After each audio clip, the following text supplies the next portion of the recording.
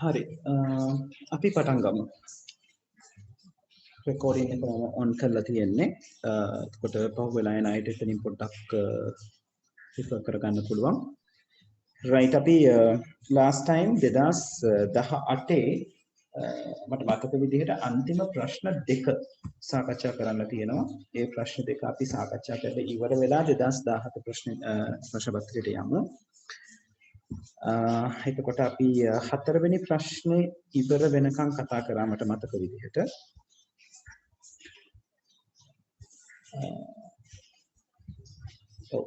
database ප්‍රශ්නයත් මම හිතන්නේ මම කතා කරා. මම බලන්න.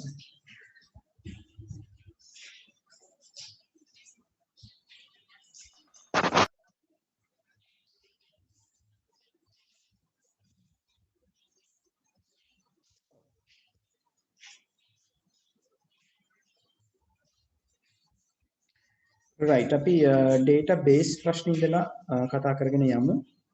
සමහර අලුත් අයත් අද group එකට එකතු වෙලා ඉන්න නිසා. right database ප්‍රශ්නදී අපිට කතා කරන්න දීලා තියෙනවා tables තුනක්.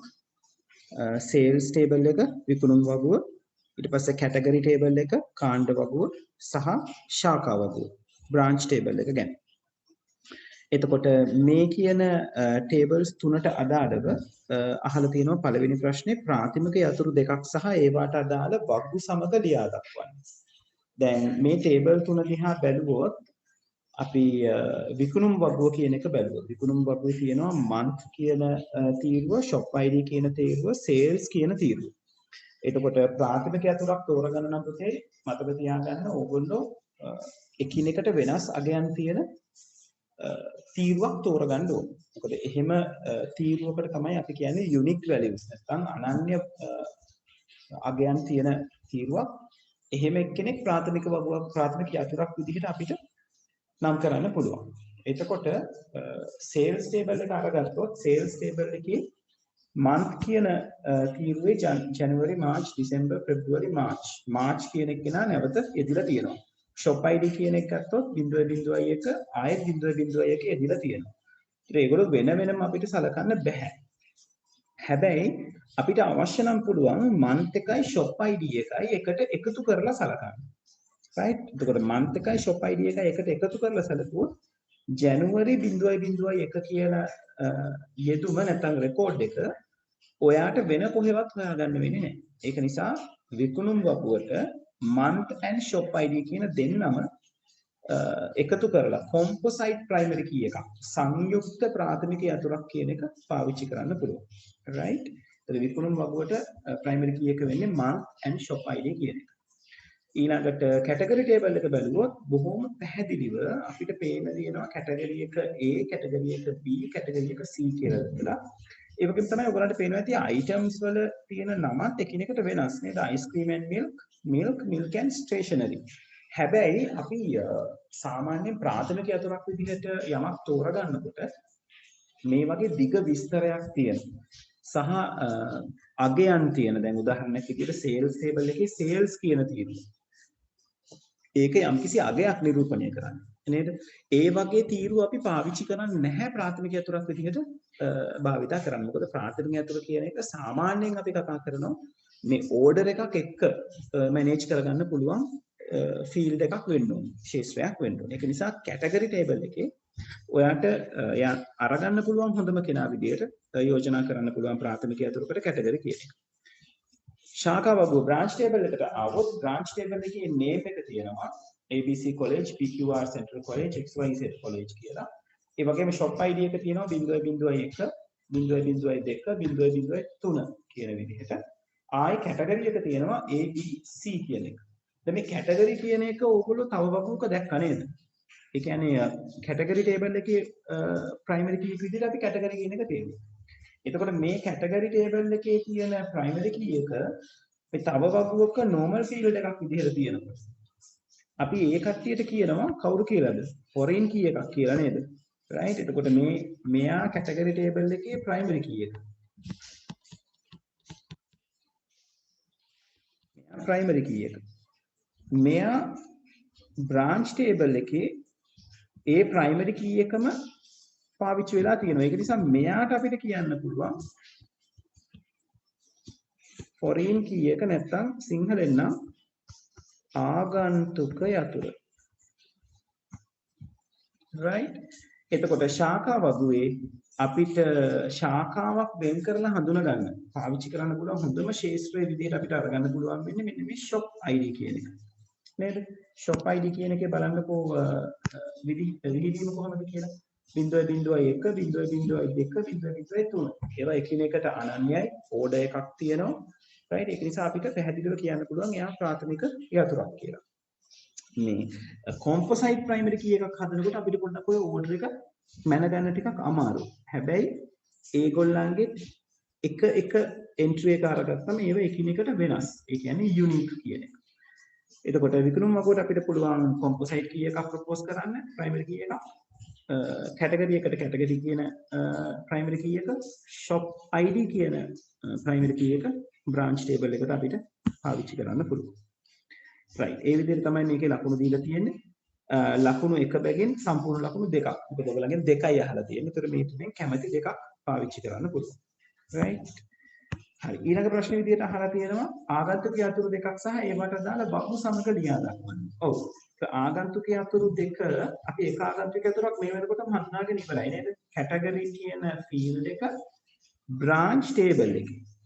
නේද? branch table එකේ කැටගරි කියන ෆීල්ඩ් එක.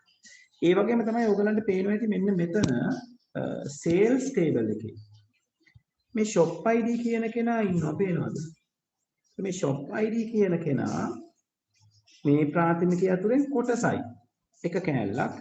ඒ shop ID ම තමයි අපි මේ branch table එකේ primary key එක විදිහට ගත්තේ. නේද? එතකොට මෙයා මේ වගුවේදී primary key එක එයා මේ වගුවේදී foreign key එක. right එතකොට අපිට උත්තරේ ලියන්න පුළුවන් category කියන ශේෂ්ත්‍රය ශාඛා වගුවේ shop ID කියන ශේෂ්ත්‍රය sales නැත්නම් විකුණුම් වගුවේ. right ඔය විදිහට තමයි ඒකට ලකුණු දීලා තියෙන්නේ. බලන්න ඒකේ ලකුණු බෙදලා ගිහිලා තියෙන විදිහ.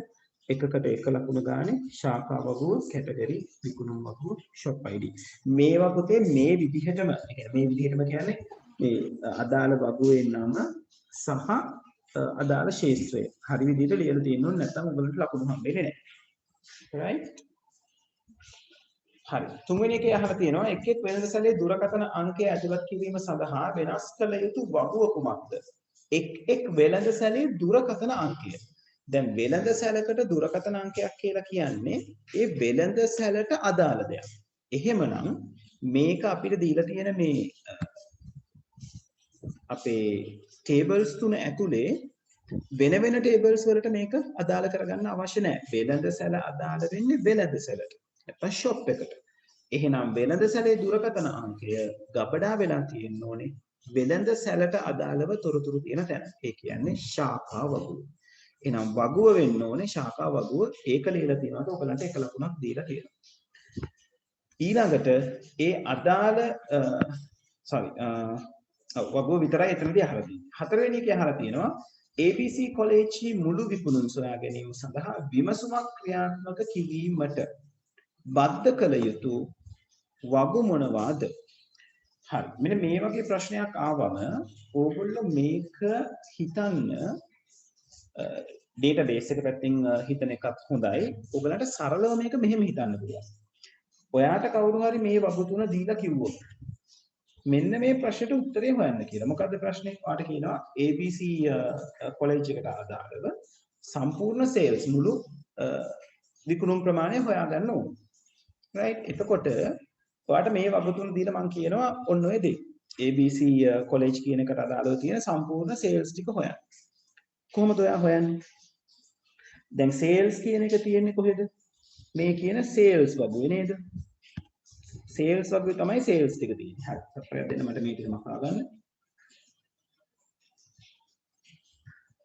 right. දැන් sales කියන වගුවේ sales වලට අදාළ දේවල් තියෙනකොට අපි හොයන්න කියලා තියෙන්නේ ABC කොලෙජ් එකට අදාළව තියෙන sales. දැන් මෙතන තමයි sales figures ටික තියෙන්නේ නේද? sales අගයන් ටික තියෙන්නේ. එතකොට මේවයින් ABC වගුවට අදාළ අගයන් කොහොමද අපි හොයාගන්නේ? sorry ABC කොලෙජ් එකට අදාළ අගයන් ටික. අපිට එකපාරට මේ වගුව විතරක් බලලා ඒක හොයාගන්න බෑ.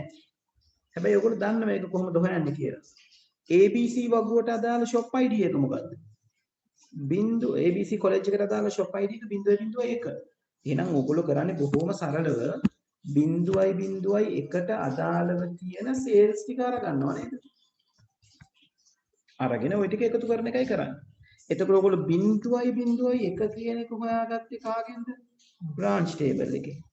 එයා නැති වුණා නම් ඔයගලන්ට මේ කියන දේ හොයන්න වෙන්නේ නැහැ. මොකද sales ඔබ විතරක් දීලා තිබුණා නම් කොහොමද ඔයගොල්ලෝ හොයන්නේ? shop ID එක ගැන ඔයගලන්ට තොරතුරක් දීලා නැහැ. ඉතින් එහෙම වෙච්ච වෙලාවක ඕගලන්ට ඒක හොයාගන්න වෙන්නේ නැහැ. මොකද shop ID එක කවුද කියන එක ක්ලැරිෆයි කරලා තියෙන එක මේ shop ID එක කාටද අයිති කියන එක කියලා තියෙන්නේ branch වගුව. ඒතර branch වගුව අතින් වහගෙන ඔයා මේක හොයන්න බැලුවොත් ඔයාට හොයාගන්න බැරි වෙනවා 0.01 කියන්නේ කවුද 0.03 කියන්නේ කවුද? ඒකට උදව් කරන්නේ branch table එක. එහෙනම් ඔයාට ඔය කියන query එකට ඔය කියන විමසුමට මේ table දෙකම පාවිච්චි කරන්න වෙනවා. මොකද්ද table දෙක? branch table එකයි sales table එකයි.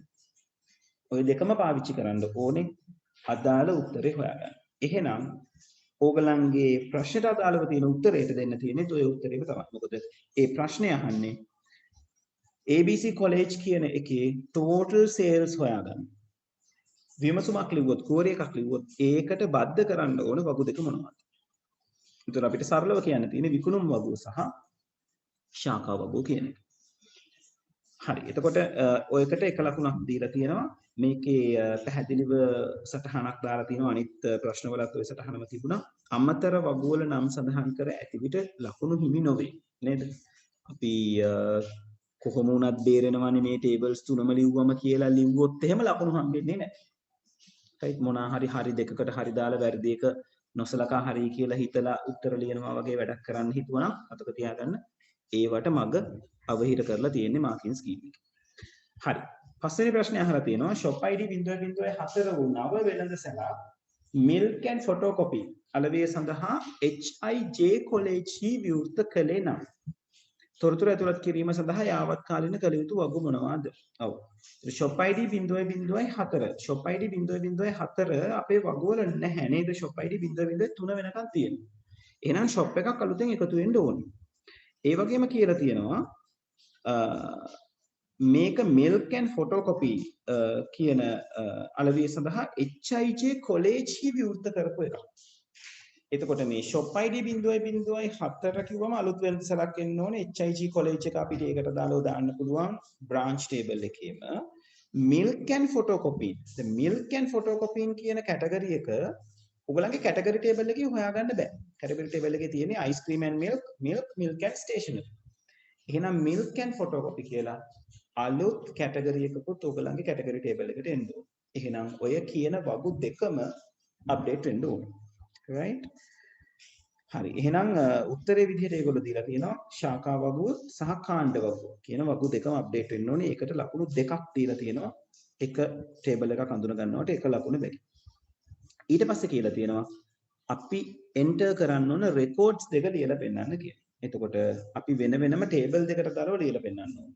ශාඛා වගුවේ HIG college 0.04 D කියන කැටගරි එක. මොකද අලුතෙන් කැටගරි එකක් ඕපන් වෙනවා. එතකොට කැටගරි ටේබල් එකේ D කියන කැටගරි එක යටතේ milk and photocopy ඔය කියන දෙක තියෙන්නත් ඕන. right හරි. ඔය ටික හරියට තියෙනවා නම් ලකුණු දෙකක් දීලා තියෙනවා. right එතකොට එක කෑල්ලකට එක ලකුණ බැරි. හරි. ඔය විදිහට තමයි ඒගොල්ලන්ගේ ලකුණු ටික බෙදලා ගිහිලා තියෙන්නේ database ප්‍රශ්නෙට අදාළව. right අපි ඊළඟ ප්‍රශ්නේ මොකක්ද කියලා බලමු. මාකින් ස්කීම් එකේ එක කොටසක් අඩුයි මට තේරෙන විදිහට 23 ඊළඟට තියෙන්නේ 26 වෙනි ප්‍රශ්නේ 24 25 කියන පිටු දෙකම නැහැ. කවන්නේ අපි එක ප්‍රශ්නයක් කතා කරමු.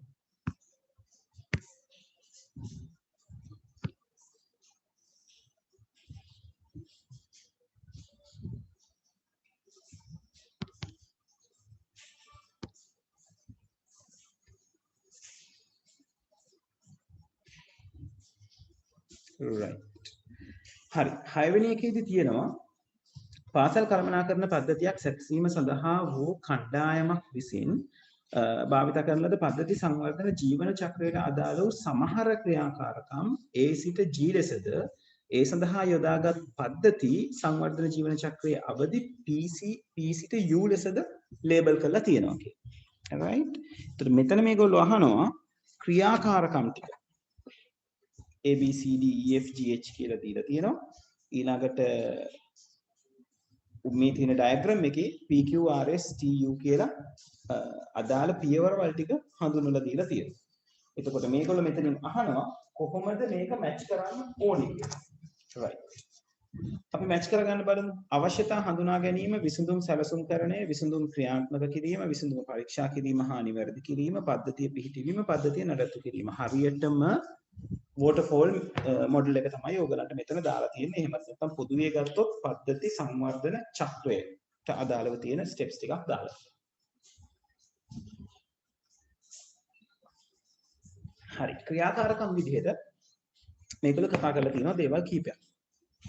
පළවෙනි ක්‍රියාකාරකම මාස 3ක් පුරාවට පවතින අත්තිරු පද්ධතියක් හා අලුතෙන් නිපදවූ පද්ධතිය සමාන්තරව භාවිත කිරීම. 3 මාස අවසානයේදී අත්තිරු පද්ධතිය නවතා දැමීම. හරි. මට තප්පරයක් දෙන්න මෙයාව මගේ බෝඩ් එකට ගන්නකම්.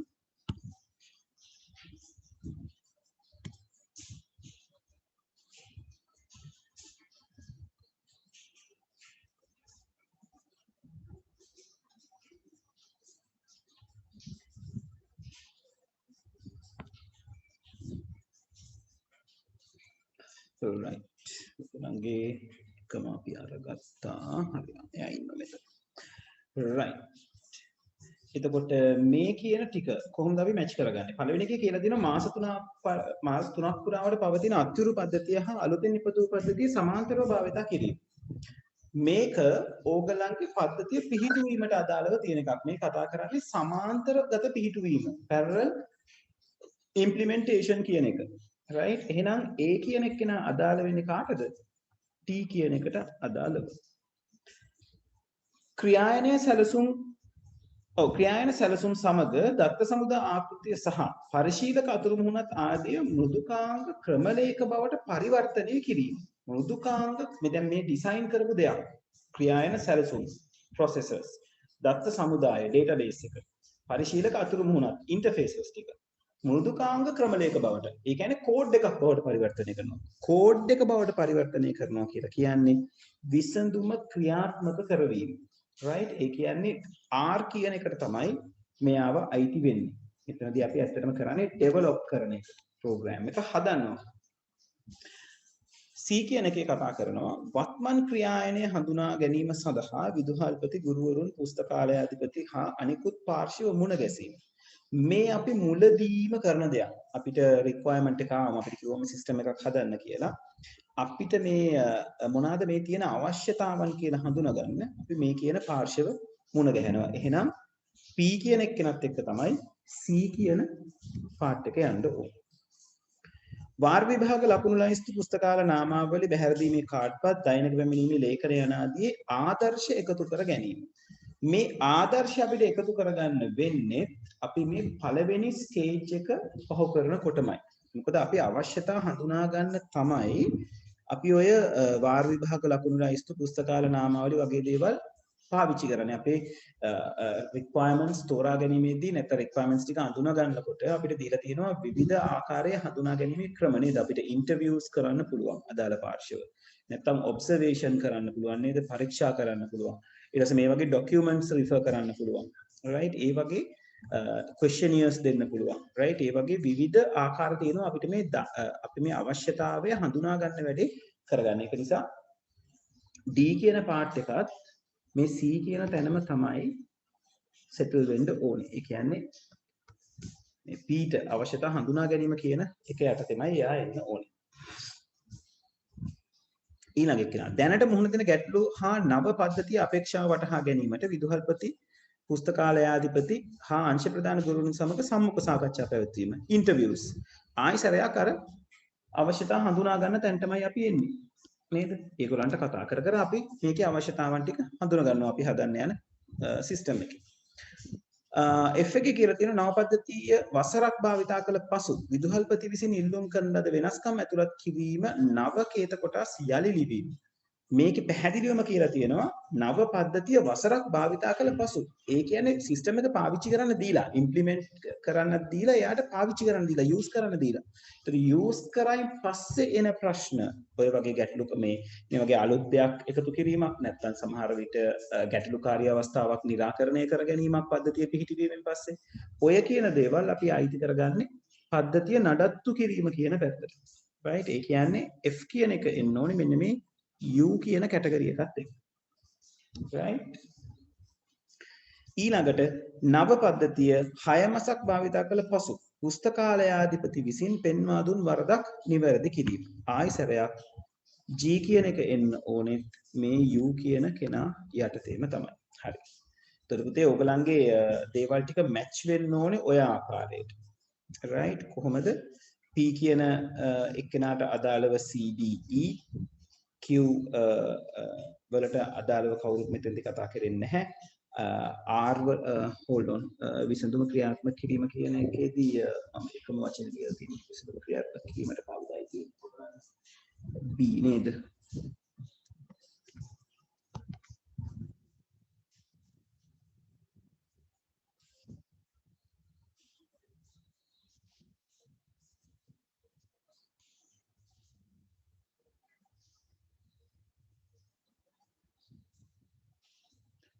hello Owesh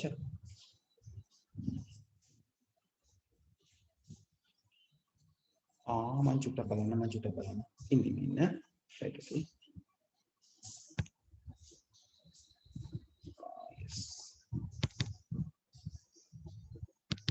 දරුවනේ මගේ ස්ක්‍රීන් එක ෂෙයා වෙච්ච එකේ ප්‍රශ්නයක් තිබිලා තියෙනවා කට්ටිය හැමෝම messages දාලා තියෙනවා මට ඒක contact උන්නේ නැහැ. හරි දරුවෝ ප්‍රශ්නයක් නැහැ මම මෙතන දේවල් ටික ඔයගලන්ට පේන්න නැවත සමස්තවන්න කරයක් ඉන්න.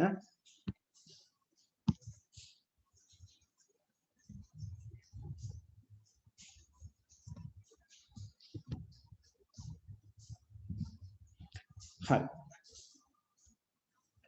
right මේ තියෙන්නේ අපි කතා කරපු දේවල් ටික right එතකොට R වලට අදාළව අපිට එන ඔප්ෂන් එක තමයි B කියන ඔප්ෂන් එක right එතකොට දුවලා පුතාලා ලියලා තියෙන උත්තර ටිකට අදාළව බලන්න මේක මැච් වෙනවද කියලා P කියන එක්කෙනාට CDE මම කතා කරපු දේවල් ටික ඔයගොල්ලෝ අහගෙන ඉන්නේ නැති එතකොට ඒ කියන්නේ අපි ගණනක් හදපු නැති නිසා ඒ දේවල් ටික මැච් කරගන්න එක විතරයි ඔයගලන්ට තියෙන්නේ right එතකොට P වලට CDE ඊළඟට R විසඳුම ක්‍රියාත්මක කිරීම එක්ක B ගැලපෙනවා ඊළඟට පද්ධතිය පිහිටවීම T කියන එක්කෙනාට තමයි ඒව ගැලපෙන්නේ U කියන වෙලාවට FG එතකොට මම මේක A B C D E F G කියන පිළිවෙලට සකස් කරොත් මෙතන right A B C D E F G කියන එකට අදාළව කතා කරොත් A ට අදාළව එන්නේ T right B ට අදාළව එන්නේ R C ට එන්නේ P D ට එන්නේ P E ට එන්නේ P F ට එන්නේ U G ට එන්නේ U right එතකොට ඔය විදිහට තමයි උත්තර ටික බෙදෙන්න ඕන හරි එතකොට මේක මාකින් ස්කීම් එක අපිට මාකින් ස්කීම් එකේ කොහොමද ලකුණු දෙන්න ඕන කියන විදිය කියලා නැති නිසා අපි මෙතනට අරගමු මේ විදිහට ලකුණු බලන්න 7ක් තියෙනවා නේද 0.5 ගානේ අරගන්න 3.5ක් අරගන්න පුළුවන් ඕගලන්ට මේකට ඔව් මේකට ලකුණු 3.5ක් අරගන්න 3.5යි 15 3ක් අහලා තියෙනවා නේද 6.5යි ඊට 15 මොනවද අහලා තියෙන්නේ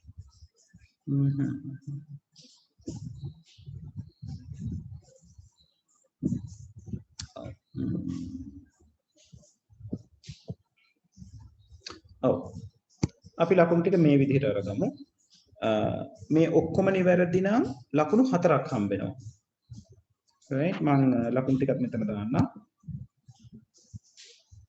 මෙතන අපි කතා කරලා තියෙනවා 7ක් so 7ම නිවැරදි නම් ලකුණු 4යි right 6ක් 5ක් කියන එක නිවැරදි නම් ලකුණු 3යි 4ක් 3ක් කියන එක නිවැරදි නම් ලකුණු 2යි 2ක් 1ක් කියන එක නිවැරදි නම් 1 ලකුණයි. right ඔය විදිහට අපි ලකුණු අරගමු ලකුණු 4ක්. එතකොට පළවෙනි කොටසට හම්බ වෙනවා.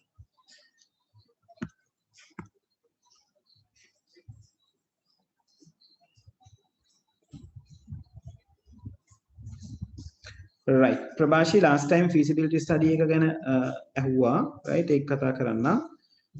නිසල් English medium එකට අදාළව මේ ප්‍රශ්නෙට අදාළවද නිසල් අහන්නේ?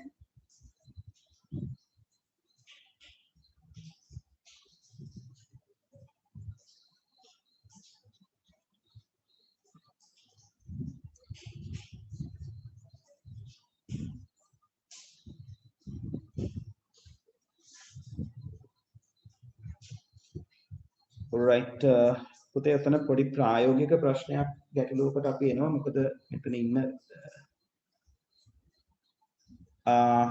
එහෙම කරන්න බැරි වෙයි නිසා. මොකද මෙතන ඉන්නවා දෙකොල්ලොටම කියන්නේ භාෂා දෙකටම අදාළ කට්ටිය.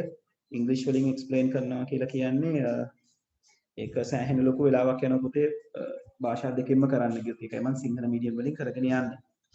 right පොට්ටක් ඒකත් එක්ක රැඳිලා ඉන්න සිද්ධ වෙයි.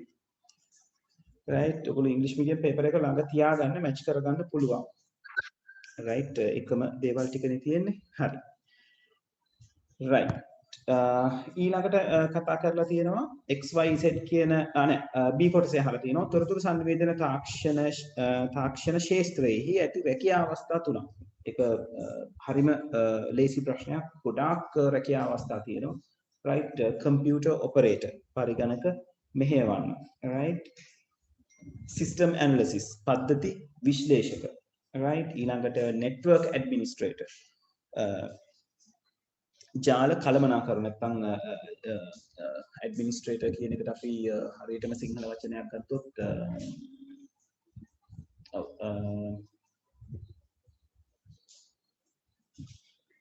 ඒකට කළමනාකරු ඇඩ්මිනිස්ට්‍රාට් කියලා තමයි ඒකේ සිංහල වචනේ පැත්තට යන්න ගියොත් යන්න වෙන්නේ. ඒක network administrator කියලා අපි කතා කරන එක හොඳයි. web designer right web අඩවි නිර්මාණ කරන කෙනා. right graphic designer graphic නිර්මාපකයා. right IT project manager, right?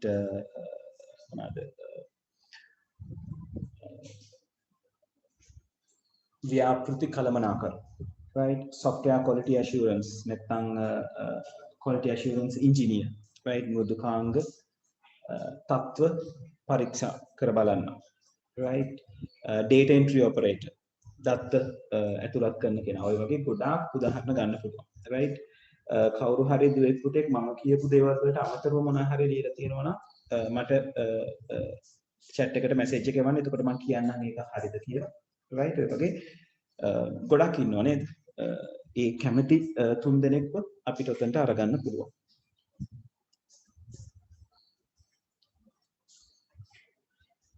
හරි.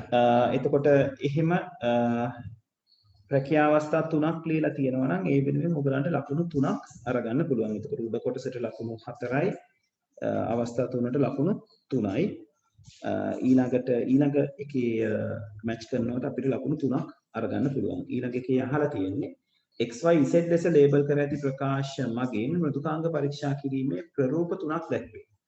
මෘදුකාංගවල එක් කොටස් වල වෙන වෙනම ආදාන ලබා දී එම කොටස් නියමාකාර ක්‍රියාවලියෙන් පසු නිවැරදි ප්‍රතිදාන ලබා දෙන්නේදයි පරීක්ෂා කරනු ලැබේ. right එතකොට මේගොල්ලෝ කියලා තියෙන්නේ මේ XYZ කියලා තියෙන වලට අදාළව තියෙන මෘදුකාංග පරීක්ෂා කිරීමේ දේවල් ටික මැච් කරගන්න කියලා. පහත දී ඇති ලයිස්තුවේ නිවැරදි පරීක්ෂා කිරීමේ ප්‍රරූපය හඳුනා ගන්න. එතකොට පළවෙනි එකේ මෘදුකාංග වල එක් කොටස් වෙන වෙනම ආදාන ලබා දී එම කොටස් නියමාකාරව ක්‍රියාවලියෙන් පසු නිවැරදි ප්‍රතිදාන ලබා දෙන්නේදයි පරීක්ෂා කරනු ලැබේ. මේ කියන්නේ කොටසින් කොටස. එතකොට අපි කොටසකට සාමාන්‍යයෙන් සිස්ටම් ඩෙවලොප්මන්ට් කියන විෂයට අදාළව අපි කතා කරනවා යුනිට් එකක් කියලා. එතකොට මේ කොටසින් කොටස ටෙස්ට් කරනවා කියලා කියන්නේ යුනිට් ටෙස්ට් එක. right යුනිට් ටෙස්ටිං ඒකක පරීක්ෂාව. ඒකකයෙන් ඒකකය චෙක් කරනවා. right එතකොට මේ ඒකකයෙන් ඒකකේ චෙක් කරනවා කියලා කියන්නේ ප්‍රෝග්‍රෑම් එක හදන්න දෙනකොට ඒ ප්‍රෝග්‍රෑම් එක ප්‍රෝග්‍රෑමර්ස්ලා ගොඩක් අතරේ බෙදලා තමයි දෙන්නේ. එතකොට ප්‍රෝග්‍රෑමර්ස්ලා කීප දෙනෙක් අතරේ බෙදලා දුන්නම ඒ අදාළ ප්‍රෝග්‍රෑමර් තමන්ගේ කොටස නිවැරදිද කියලා තෝරලා බලනවා.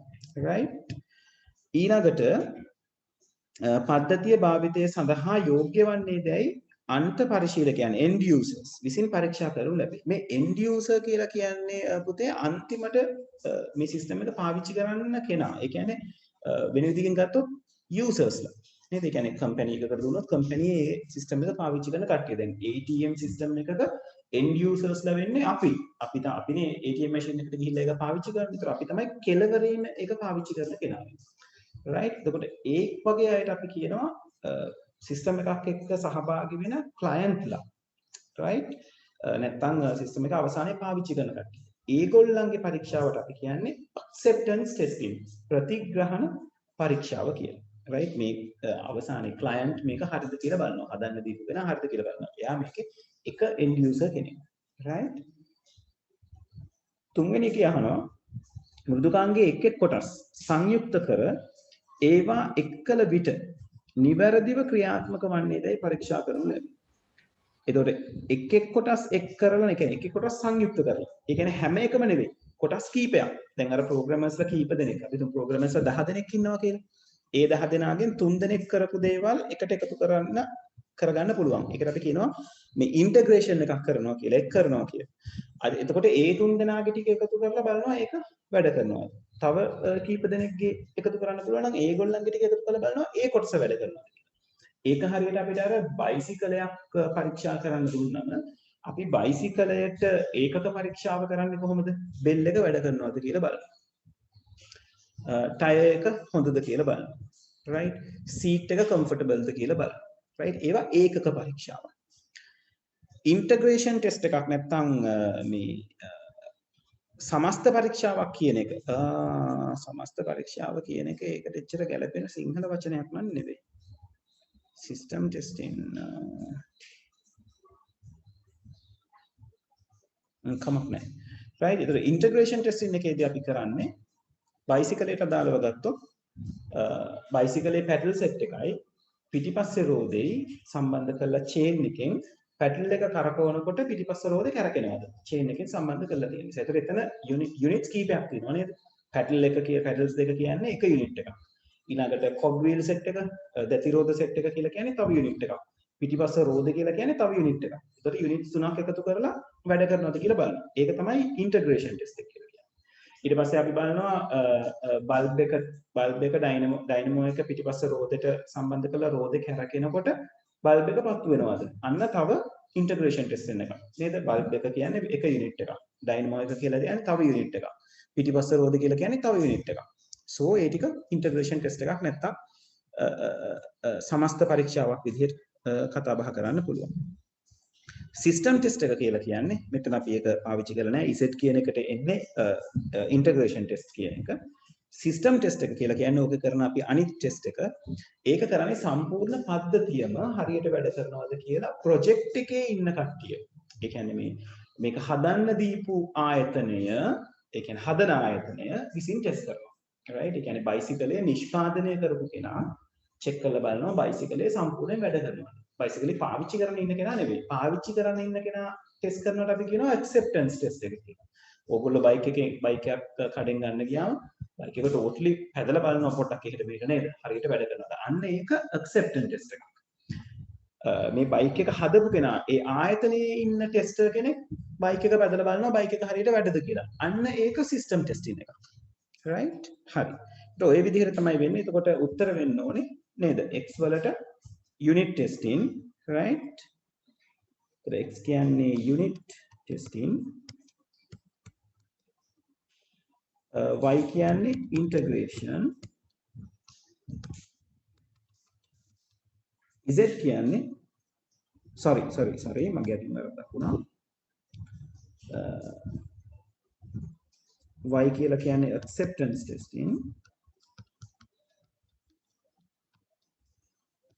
z කියලා කියන්නේ integration.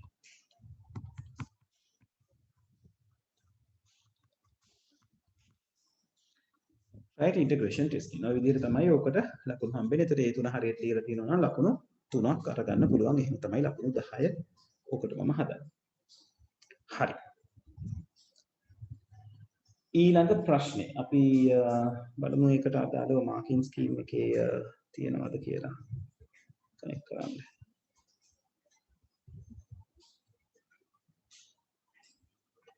දෙවෙනි කොටසේ ඉඳලා දේවල් ටික එක තියෙනවා. අපි පළවෙනි කොටසේකින් ප්‍රශ්න බලමු.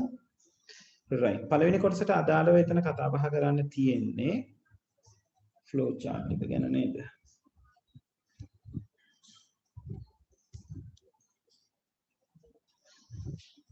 right මේ තියෙන්නේ 7 වෙනි ප්‍රශ්නේ. 7 වෙනි ප්‍රශ්නේ ඔයගලගෙන් අහලා තියෙනවා පහත් දක්වා ඇති ගැලීම් සටහනට භාවිතා වන්නේ ත්‍රිකෝණයක ඕනෑම පාද දෙකක දිගෙහි එකතුව තුන්වෙනි පාදයේ දිගට වඩා වැඩි විය යුතු යන ප්‍රමේයයි. right පාද දෙකක් එකතුව තුන්වෙනි එකට වඩා වැඩි වෙන්න ඕන. එතකොට AB BC සහ AC යනු ත්‍රිකෝණයක පාදවල දිගයයි උපකල්පනය කරා. right එතකොට මෙතනදී ඇල්ගොරිතම් එකෙන් අවසානයේ උත්තරයක් බලාපොරොත්තු වෙන්නේ ABC කියලා කියන්නේ ත්‍රිකෝණයක්ද නැද්ද කියන එක. right හරි. එතකොට මුලින්ම මේකේ ටෙස්ටින්ග්ස් තුනක් මේගොල්ලෝ සිද්ධ කරලා තියෙනවා. දැන් අපි ඕක සරලව හිතුවොත් නේද?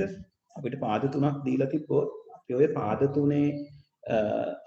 තුන අදාළව ත්‍රිකෝණයක් හැදෙනවද කියලා අපි බලන්නේ කැමැති පාද දෙකක් අරන් එකතු කරලා බලනවා තුන්වෙනි පාදයට වඩා එයාගේ දිග වැඩිද කියලා. right ඒ කියන්නේ ඔයාට එක පාදයක් දුන්නොත් මෙහෙම x කියලා අනිත් පාදයේ දිග දුන්නොත් y කියලා තව පාදයක දිග දුන්නොත් z කියලා. right දැන් මේකේ නම් මේගොල්ලෝ කරලා තියෙන්නේ පාදයේ මෙහෙම ලකුණු කරලා තියෙනවා නේද? AB BC සහ AC කියලා. දැන් ඔයා කරන්නේ y කියන දිගයි z කියන දිගයි එකතු කරලා බලනවා x ට වඩා වැඩිද කියලා. ඊට පස්සේ බලනවා x කියන එක්කෙනයි y කියන එක්කෙනයි එකතු කරලා බලනවා z ට වඩා වැඩිද කියලා. ඊට පස්සේ බලනවා z කියන එක්කෙනයි y කියන එක්කෙනයි එකතු කරලා x ට වඩා වැඩිද කියලා. පාද තුන දෙන්න එකතු කරලා බලනවා ඉතිරි වෙලා ඉන්න එක්කෙනාට වැඩිද කියලා. ඒක පාද තුනට අදාළවම කරන්න ඕනේ. ඉතින් ඕක තමයි මේ ෆ්ලෝ chart එකේ මේගොල්ලෝ විසඳ ගන්න කියලා තියෙන්නේ. එහෙනම් P කියන එකට අනිවාර්යෙන් අපි පාද තුනේ දිග ආදානය කරන්න ඕනේ. ඒ කියන්නේ AB BC සහ AC හි දිග පාදවල දිග ආදානය කරන්න. right එහෙනම් P විදිහට ඔයගලන්ට ගන්න වෙන්නේ මෙතන මේගොල්ලෝ තෝරගන්න කියලා දෙයක් කියලා නැහැ නේද? නිවැරදි ප්‍රකාශ ලියලා දක්වන්න කියලා තියෙනවා. ඒකවල P විදිහට ඔයගලන්ට එන්න ඕනේ AB, BC, AC හි දිග ආදානය කරන්න. right input AB, BC, AC the distance right or the length right ඊළඟට පළවෙනි එකේ චෙක් කරලා බලලා තියෙනවා AB කියන කෙනා විශාලද BC AC කියන කෙනාට. ඒ කියන්නේ අපි මෙතන මේ ඇඳලා තියෙන සටහනට අනුව ගත්තොත් මෙන්න මෙයා විශාලද මේ දෙන්නගේ එකතුවට වඩා.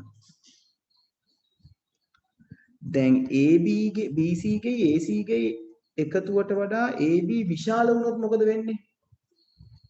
ත්‍රිකෝණයක් වෙන්න බෑ. නේද? මොකද මේක දීලා තියෙන ප්‍රමේය මොකද්ද? පාද දෙකෙහි දිගෙහි එකතුව තුන්වෙනි පාදයට වඩා වැඩි වෙන්න ඕන. එතකොට පාද දෙකෙහි දිග කියලා කියන්නේ මේ AB AC ගේ එකතුවනේ. ඒ කියන්නේ මේ දෙන්නගේ එකතුව. මෙයාට වැඩිය ලොකු වෙන්න ඕන. මෙතන කියලා තියෙන්නේ කුඩයි කියලා. ලොකුයි කියන එක ඔව් කියන එක මේ පැත්තට මේකුණ දාලා තියෙන්නේ නේද? එතකොට මේ පැත්තට ගියොත් ඔන්න ත්‍රිකෝණයක් වෙන්න එක ක්වොලිෆිකේෂන් එකක් ඕකේ. මේ පැත්ත ත්‍රිකෝණයක් වෙන්න ඕකේ. මේ පැත්ත ත්‍රිකෝණයක් වෙන්න not ඕකේ. හරි. එතකොට තුන්වෙනි එකේ තව කන්ඩිෂන් එකක් තියෙනවා. තුන්වෙනි කන්ඩිෂන් එකේ මොකද්ද බලලා තියෙන්නේ? AC කියන කෙනා ඒ කියන්නේ මෙන්න මෙයා AB and BC කියන දෙන්නට වඩා විශාලද කියලා අහලා තියෙනවා. ආයෙත් අර ප්‍රමේයමයිනේ මේ දෙන්නගේ එකතුව මෙයාට වඩා විශාලද කියලා අහලා තියෙනවා. ඔව් නම් මොකද වෙන්න ඕන? ත්‍රිකෝණයක් වෙන්න qualified. නැත්තම් ත්‍රිකෝණයක් වෙන්න not qualified. එහෙනම් මෙතන check වෙන්න ඕනේ කවුද? මෙතනදී check නොවෙච්ච මේ දෙන්නගේ check නොවෙච්ච එක්කෙනා නේද? AB ව check කරලා තියෙනවා. AC ව check කරලා තියෙනවා. එහෙනම් BC ව තමයි මෙතෙන්ද check වෙන්න ඕනේ. කොහොමද check වෙන්න ඕනේ? BC කියන කෙනා විශාලද AB plus AC ට. නේද? ඒක ඔව් වුණොත් ත්‍රිකෝණයක් වෙන්න qualified. නෑ වුණොත් ත්‍රිකෝණයක් වෙන්න not qualified. එහෙනම් මේ කියන තැනට එන්න ඕනේ. මෙයාට අදාළව එන්න ඕනේ මෙන්න මේ කියන ප්‍රකාශය.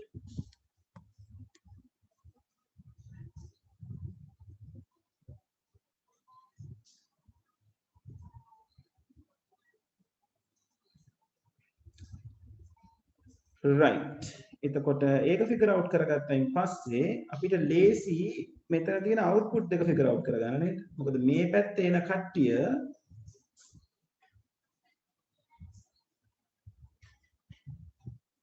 දැන් මේ පැත්තෙන් එන කට්ටිය සතපරයක් ඉන්න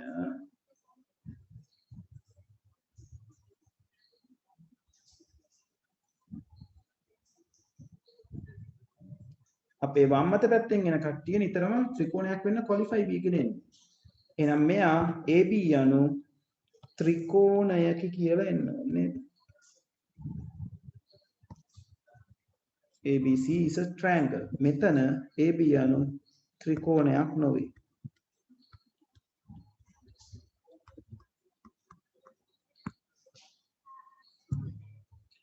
right. එහෙනම් හරිම ලේසි. Q කියන එක්කෙනාට P කියන එක්කෙනාට එන්නේ AB, BC, AC කියන කට්ටිය ආදානය කරගන්න. Q කියන කෙනාට එන්නේ BC විශාලයි AB ධන AC කියන ප්‍රකාශය. R ට එන්නේ ABC යනු R කියන්නේ ත්‍රිකෝණයකි කියන වචනය. එහෙනම් ඉංග්‍රීසි පේපර් එකේ නම් ABC is a triangle කියලා එන්න ඕනේ R ට. S ට එන්න ඕනේ ABC is not a triangle. right.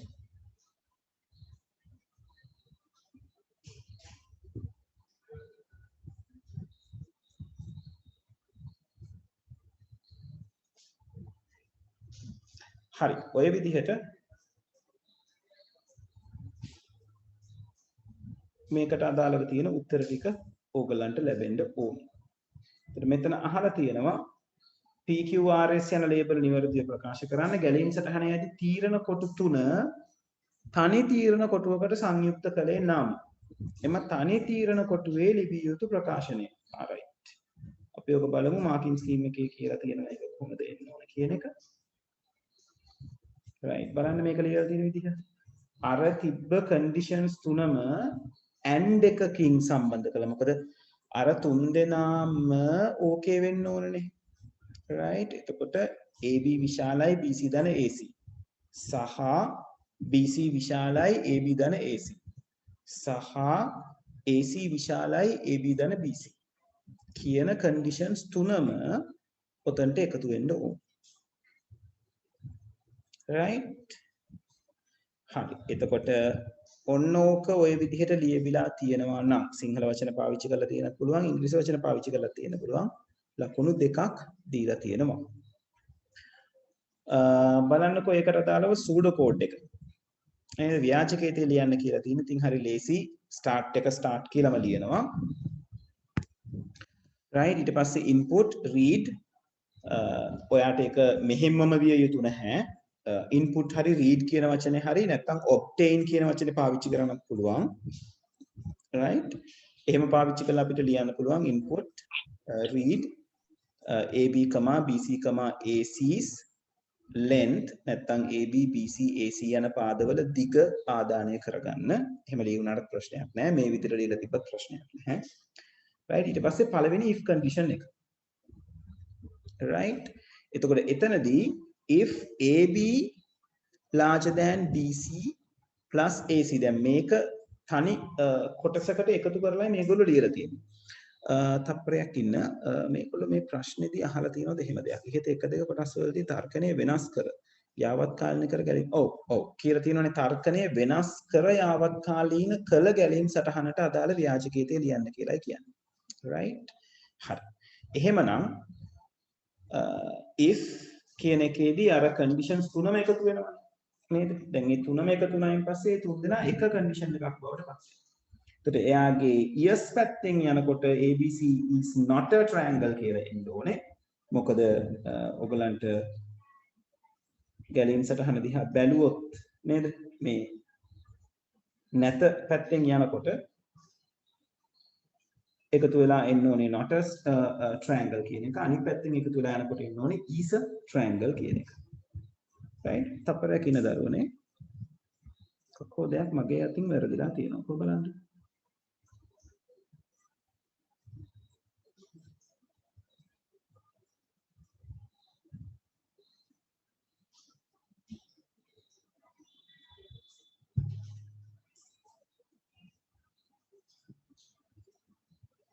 AB විශාලයි BC plus AC. මේ පාද දෙක එකතුව තුන්වෙනි පාදයට වඩා විශාල විය යුතුයි.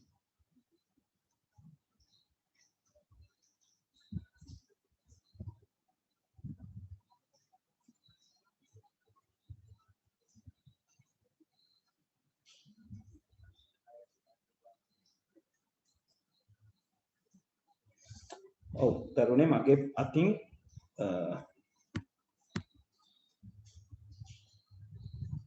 ඔව් ඒක තමයි එනුක මම ආගියුමන්ට් එක අනිත් පැත්තට අරගත්ත දේ. yes ඒක මගේ අතින් සිද්ධ වෙච්ච වැරද්දක්. මේ පැත්ත එන්නේ ට්‍රයැන්ගල් එකක් නොවීමට දේවල්.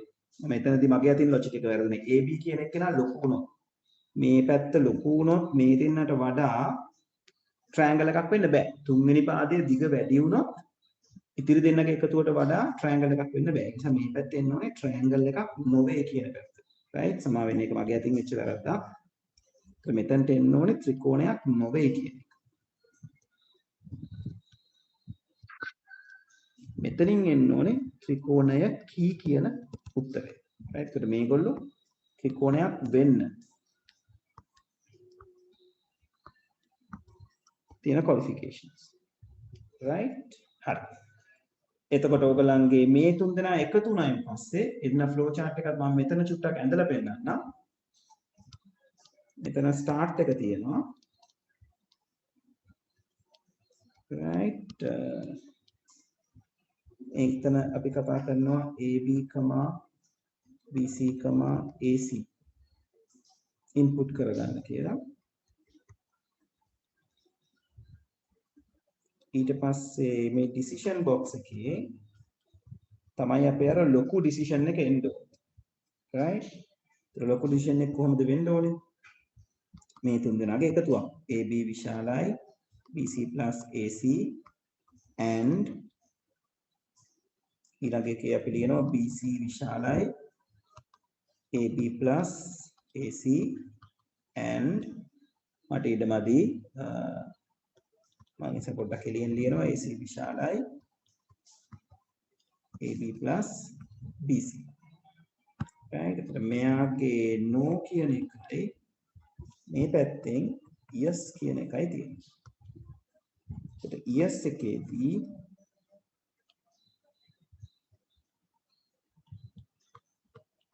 not a triangle කියලා එන්නේ.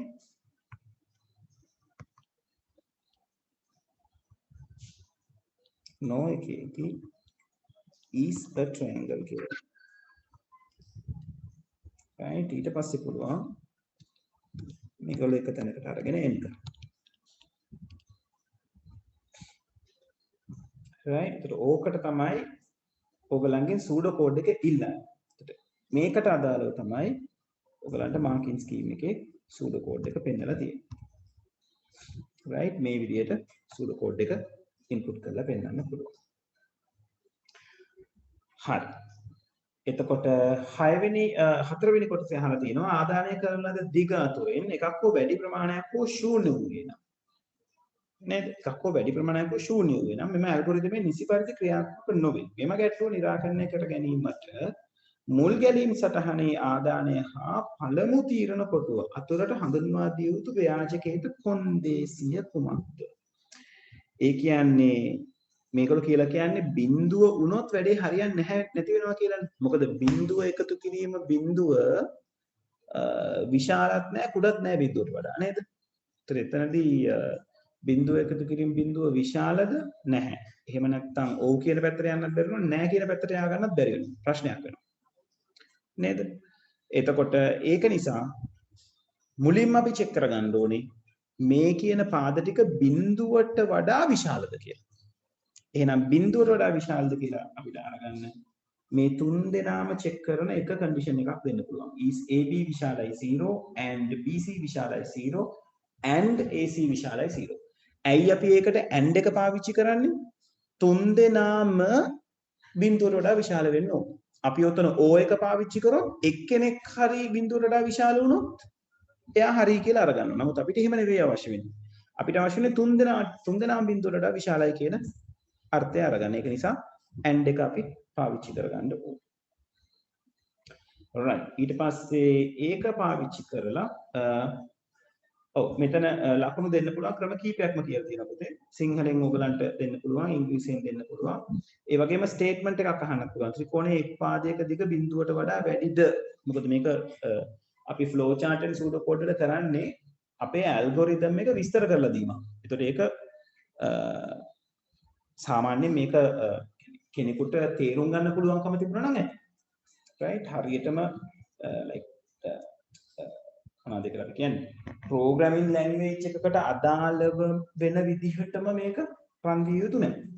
right ඒක programming වලදී තියෙන ඒ programming language එකට අදාළවයි ඒක අදාළයි. pseudo code එක හරි flow chart එක හරි ලියනකොට ඒ විදිහ විය යුතුම නැහැ. right ඒක යම් කිසි කෙනෙකුට තේරුම් ගන්න පුළුවන් නම් හරි. ඒක තමයි සිද්ධ වෙන්න ඕනේ. හරි පුතේ මට තප්පරයක් දෙන්න.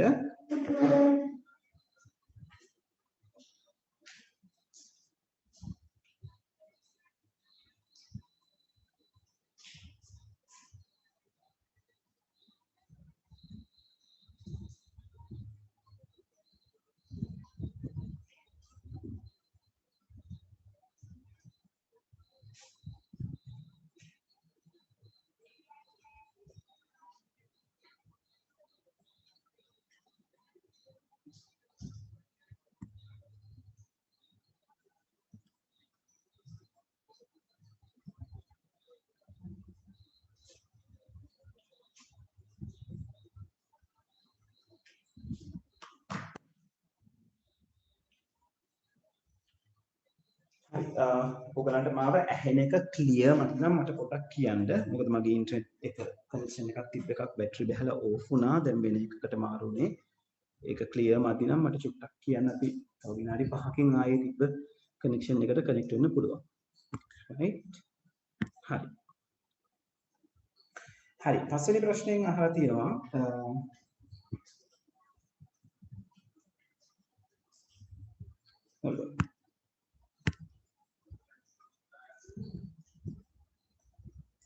නෑ ඕකේ කොටස් පහක් නෑ හතරවෙනි එකකින් ඉවරයි රයිට් ව්‍යාජකයට කොන්දේසිය විතරයි ඔයගලගෙන් අහන්න තියෙන්නේ. එතකොට ඒක දුන්නාන් පස්සේ ලකුණු ටික අරගන්න පුළුවන්.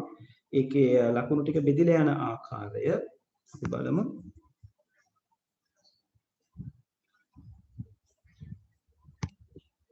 අන්තිම කොටසට එක ලකුණු බැගින් දීලා තියෙනවා. එක ලකුණු බැගින් කියන්නේ එක කොට එකයි හතරවෙනි කොටසට එක ලකුණයි. ව්‍යාජකේතය හරියට ලියලා තියෙනවා නම් ලකුණු 3ක් දීලා තියෙනවා. ඒකට ලකුණු බෙදලා තියෙන විදිහ ගැනත් හොඳට බලන්න පුතේ. start and begin එක ඒගොල්ලෝ කරලා තියෙනවා. සලකලා බලලා තියෙනවා. input read AB BC AC ටික read කරනකොට එක ලකුණයි. combine කරලා condition එක ලියලා තියෙනකොට එක ලකුණයි. ඊට පස්සේ display කරන දෙකට වෙන වෙනම ලකුණු 0.5 දීලා තියෙනවා. ඒ විදිහට තමයි ඒක ලකුණු 3 හම්බෙන්නේ. ඊළඟට අර condition එක එකට එකතු කරලා ලියනවා කියන එක හරියට ලියලා තියෙනවා නම් ලකුණු 2යි. කොටස් වලට ලකුණු දෙන්න එපා කියලා කියලා තියෙනවා ඒකේ. right එතකොට මෙතන සම්පූර්ණ එකතුව 2යි 3යි 5යි 1යි 6යි. එහෙනම් පළවෙනි එකේ PQRS 4 ලියනවට ලකුණු 4ක් වෙනම වෙන් කරලා තියෙනවා. right ඔය විදිහට තමයි ලකුණු 10 හැදෙන්නේ. right එතකොට ඔය අපි කතා බහ කරේ 2018 පේපර් එක. ඒක අපි සම්පූර්ණයෙන්ම කතා බහ කරලා ඉවර කරා. දැන් අපි යමු 2017 පේපර් එකට. right හරි. කට්ටියම අරගෙන ලෑස්ති වෙන්න මම විනාඩියක් දෙන්නම්. ඔයාලට papers ටික හිට මෙහෙට කරගෙන ලෑස්ති වෙන්න මාත් එක්කම පේපර් එක ඕපන් කරගන්න. හරි මේ සම්බන්ධයෙන් මොනවා හරි ගැටලු තියෙනවද ප්‍රශ්නවල අහන්න ඕන ප්‍රශ්න තියෙනවද කාට හරි? එහෙමනම් අපිට ඒක කතා බහ කරගන්න පුළුවන්.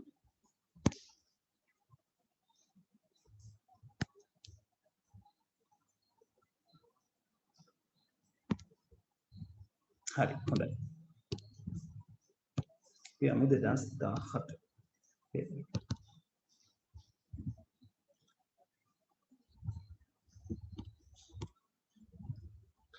yes ප්‍රශාන්ති feasibility study ගැන අහලා තිබුණා. thank you ආයි මතක් කරාට. right feasibility study එක අපි ඔකට සිංහලෙන් කියනවා ශක්්‍යතා අධ්‍යයනය කියලා. ඕගොල්ලන්ගේ අලුත් සිලබස් එකේ පුතේ ශක්්‍යතා අධ්‍යයනය කියන එක සඳහන් වෙන්නේ නැහැ සිස්ටම් එකේදී. right ඔයගොල්ලන්ට 11 වසර පොත go through කරොත් තේරෙයි ශක්්‍යතා අධ්‍යයනය කියන එක කතා බහ වෙන්නේ නැහැ. right නමුත් කලින් තිබ්බ සිලබස් එකේ ඔය feasibility study කියන එක තිබුණා. ඒ නිසා සමහර ස්කෝලවල ඔය ගැන කතා කරලා ඇති. ඔකම සරලව මෙහෙම කතා කරන්න. right right එනුක ඔයාගේ ප්‍රශ්නකට මම එන්නම්. feasibility study නැත්නම් ශක්්‍යතා අධ්‍යයනයක් කියන එක අපි සාමාන්‍යයෙන් කරන්නේ පුතේ දැන් project team එකකට බාර දුන්නම software එකක් හදන්න ඒගොල්ලෝ කරන්නේ මේ software එක බාර දීපු ආයතනයට මේ software එක දරා ගන්න පුළුවන් කියන එක check කරලා බලන්න. right දරා ගන්න පුළුවන් කියලා කියන්නේ ඒගොල්ලෝ මේ සඳහා සුදුසුකම් තියනවාද ඒගොල්ලන්ට මේ software එක අරගන්න. එතකොට සුදුසුකම් තියනවාද කියන එක හොයලා බලනවා විවිධ පැති වලින්. එක පැත්තකින් බලනවා මුදල් වලින් මේගොල්ලන්ට පුළුවන් ද මේ වගේ software එකක් ලබා ගන්න. right ඒ කියන්නේ ඒගොල්ලන්ට සල්ලි තියනවාද මේ වගේ software එකක් කරගන්න. right මූල්‍යමය බලය තියනවාද ඔකට අපි කියනවා economical feasibility කියලා. right sorry financial feasibility කියලා. right ආර්ථික ශක්්‍යතාව කියලා අපි සිංහලෙන් කියනවා. right එතකොට project team එක කියනවා ඒ අදාළ ඕගනයිසේෂන් එකට ඕගොල්ලෝ ප්‍රොපෝස් කරලා තියෙන ඕගොල්ලෝ තෝරගත්ත ප්ලෑන් එකට මෙන්න මේ තරම් මුදලක් යනවා. ඒ මුදලට ඕගොල්ලන්ට මෙන්න මේ වගේ බෙනිෆිට්ස් හම්බ වෙනවා. ඒක ගැන ඕගොල්ලෝ දැනුවත් වෙලා ඉන්න. එතකොට ඒ වැඩේ බාර දෙන ආයතනයේ පැත්තට පුළුවන් තීරණය කරගන්න මේ ප්‍රොජෙක්ට් එක කරගෙන යන්න ඕනේද නැද්ද කියන එක තීරණය කරන්න. මොකද අතරමඟකදී කියන්නේ feasibility study එකක් නොකර ගිහිල්ලා අතරමඟකදී ආයතනයට තේරුණොත් මේකට ලොකු වියදමක් යනවා අපි හිතුවට වඩා මේක හරි අමාරුයි කියලා ආයතනයට හැකියාවක් තියෙනවා feasibility study එකක් ගැන report එකක් ආයතනයට දීලා නැත්නම් project team එකෙන් ආයතනයට හැකියාව තියෙනවා ඕගොල්ලෝ අපිට මේ ගැන කලින් කිව්වේ නෑ මේ වගේ cost එකක් යනවා කියලා මේක අපිට දරා ගන්න අමාරුයි කියලා නතර කරා. එහෙම වුණොත් project team එකට ඒ වෙනකම් දරපු සියලුම වියදම් වල වියදම් ටික ඒගොල්ලන්ට නැති වෙලා යනවා. මොකද ඒක කාටවත් ඒගොල්ලන්ට ගෙවන්නේ නැහැ. right ඒකයි ඔය feasibility study එක කරන්නේ සහ project එක හොඳයිද කියලා කියන්නේ project එක feasible ද කියලා කරගන්න පුළුවන් project එකක්ද කියලා බලන්න. දැන් ඔය අපේ රටේ තියෙන සමහර projects උත් පටන් ගන්නවා හරි feasibility study එකක් නැතුව. right දැන් සාමාන්‍යයෙන් ඔය අපි කියනවා වනාන්තරයක් එලිපෙහෙලි කරලා කිසි ගොඩනැගීමක් කරනවා නම් ඒක න ශක්්‍යතා අධ්‍යයනයක් කරන්න වනාන්තර කොච්චර විනාශ වීමක් සිද්ධ වෙනවද? ඒකෙන් කාලගුණයට වෙන බලපෑම කොහොමද? පරිසරයට වෙන බලපෑම කොහොමද? කොච්චර සත්ව කොට්ටාශයක් මඳ වෙනවද? right නැත්නම් අනතුරකට භාජනය වෙනවද? ඒවා කොහොමද රිකවර් කරන්නේ? right ඔය වගේ ශක්්‍යතා අධ්‍යයනයක් මුලින් කරන්න ඕනේ. කරලා තීරණය කරනවා එතකොට ඒ ප්‍රොජෙක්ට් එක කරගෙන යනවද නැද්ද කියලා. ඒතර software project එකකට අදාළවත් එහෙමයි. මේ ප්‍රොජෙක්ට් එක කළ හැකිද නොහැකිද කියන එක තමයි ශක්්‍යතා අධ්‍යයනයෙන් බලන්නේ. ඒත් ඒක මුදල් තියනවද කියලා බලන්න. ඊට පස්සේ ආයතනයට මේ ඔපරේෂන්ස් කරගන්න පුළුවන්කම තියනවාද? ඒ කියන්නේ කම්පියුටර් සිස්ටම් එකක් දුන්නම ඒකේ කම්පියුටර් ඔපරේටර්ස්ලා ඉන්නවද? කම්පියුටර් ගැන දැනුම තියෙන කට්ටිය ඉන්නවද? ඒගොල්ලන්ට ඒක ඔපරේට් කරගන්න පුළුවන්. ඒ හැකියාව ඒගොල්ලන්ට තියනවාද? ඒකට අපි කියනවා ඔපරේෂනල් feasibility කියලා. ඊළඟට තව කරනවා අපි ඕගනයිසේෂනල් feasibility කියලා. ඒ කියන්නේ ආයතනයේ තියෙන නීති රීති සහ ප්‍රතිපත්ති වලට මේක එකඟද? කැමැතිද? පුද්ගලයෝ කැමැතිද ආයතනයේ ඉන්න කට්ටිය? right? ඒ කියන්නේ කොච්චර සමහරවිට අපි වියදම් කරලා ලොකු සිස්ටම් එකක් හදලා ආයතන ඉන්න කට්ටිය ඒ සිස්ටම් එකට අකමැති වෙන්න පුළුවන්. ඒත් ඒගොල්ලෝ ඒක පාවිච්චි කරන්නේ නැති වෙන්න පුළුවන්. නැත්නම් අමාරු වෙන්න පුළුවන්. right? අන්න ඒ දේවල් හොයලා බලන එක. right? ඊළඟට ටෙක්නිකලි ෆීසිබල්ද කියලා බලනවා. තාක්ෂණික දේවල් වලින් මේක දැන් අපි පරිගණක පාවිච්චි කරා නම් සර්වර් වලත් අපිට විදුලිය තියෙනවා. ඒකකොට ඈත විදුලිය පිළිබඳ ප්‍රශ්න තියෙන තැනකට software එකක් ගන්න ගියොත් ඒකට මොබයිල් සොලියුෂන් එකක් ගැන හිතන්න වෙනවා. නැත්නම් කරන්ට් සප්ලයි එකක් ගන්න එක ගැන හිතන්න වෙනවා. ඒ වගේ සමහර සිස්ටම්ස් තියෙනවා කොයිම වෙලාවකවත් නතර වෙන්න බෑ. right? උදාහරණයක් විදිහට බැංකු පද්ධතියක් වගේ දෙයක්. ඕනම වෙලාවක බැංකු පද්ධතිය වැඩ කළ යුතුයි. right? එතකොට ඒ කියන්නේ ඉන්ටරප්ට් වෙන්නේ නැති පවර් සප්ලයි එකක් තියෙනවා. එතකොට මේ වගේ ටෙක්නිකල් දේවල් මේ ආයතනයේ සතුට. අන්න ඒ දේවල් හොයලා බැලීම තමයි ශක්තිතා අධ්‍යයනය කියලා අපි කියන්නේ. feasibility study එක කියලා කියන්නේ. right? තේරුණාද ප්‍රශාදී?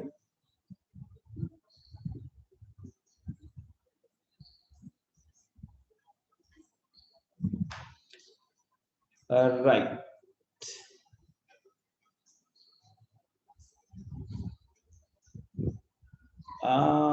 right. හරි. ප්‍රශාන්ති මම වාගේ ප්‍රශ්නෙට එන්නම් එනුකව මේව කරලා මොඩල් පේපර්ස් වල තියෙන ඒවා නම් පුතේ ඔය discrete data continuous data මට ඒ ගැන පොඩ්ඩක් බලන්න වෙයි. මොකද ඕවා ටිකක් එක එක අර්ථ තියෙන දේවල්. මම චුට්ටක් ඒක කියවලා බලලා කියන්නම් දුව. right? එනොක් අහලා තියෙනවා planning solution කියන stage එකට එන activities මොනවාද? planning solution. ඔව්. එතකොට පුතේ ඕකට එන activities පැත්ත ගත්තොත් අපිට planning වලදී ගොඩාක් plannings කරගන්නවා. ඒ කියන්නේ interfaces මොන විදියටද හැදෙන්නේ. ඊළඟට මොන computer programming language එකද අපි program කරන්න පාවිච්චි කරන්නේ. database එකක් හදනවා නම් ඒක මොන විදිහටද plan වෙන්නේ. ඊළඟට මේකට සම්බන්ධ කරගන්න අනිත් technologies මොනවාද. right? ඊළඟට external extra devices එනවා නම් කොහොමද මොන වගේ devices ද අපි මේකට පාවිච්චි කරගන්න ඕනේ. right? ඊළඟට මේවා අතර data කොහොමද එහෙ මෙහෙ යන්න ඕනේ. කොතන ඉඳලා කොතනටද data යන්න ඕනේ. කාගෙන්ද data එන්නේ. ඊළඟට මොන වගේ processors ද මේක ඇතුලේ තියෙන්නේ. right? ඔය වගේ ගොඩාක් activities අපි කතා කරනවා. ඔයගලන්ගේ book එකේ මම හිතන්නේ activities කීපයක් list කරලා තියෙනවා. මට මතක විදිහට මම චුට්ටක් ඕනනම් එතනින් නැවත reference එකක් ගන්නවා.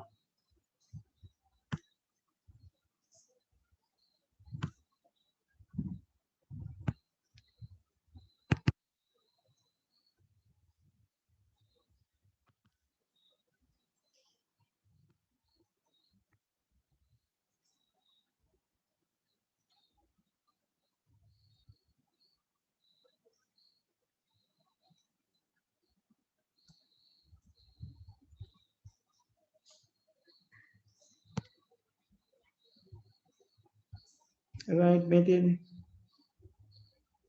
planning කියලා අහන්නේ මේ design කරන පැත්තට අදාළව තියෙන එක. right? software architecture එක අඳුන ගන්නවා, interfaces ගැන කතා කරනවා, නේද? hardware components ගැන කතා කරනවා, right? ඊළඟට subsystems එනවා නම් ඒවයින් depend independent කොහොමද කියන එක ගැන බලනවා, right?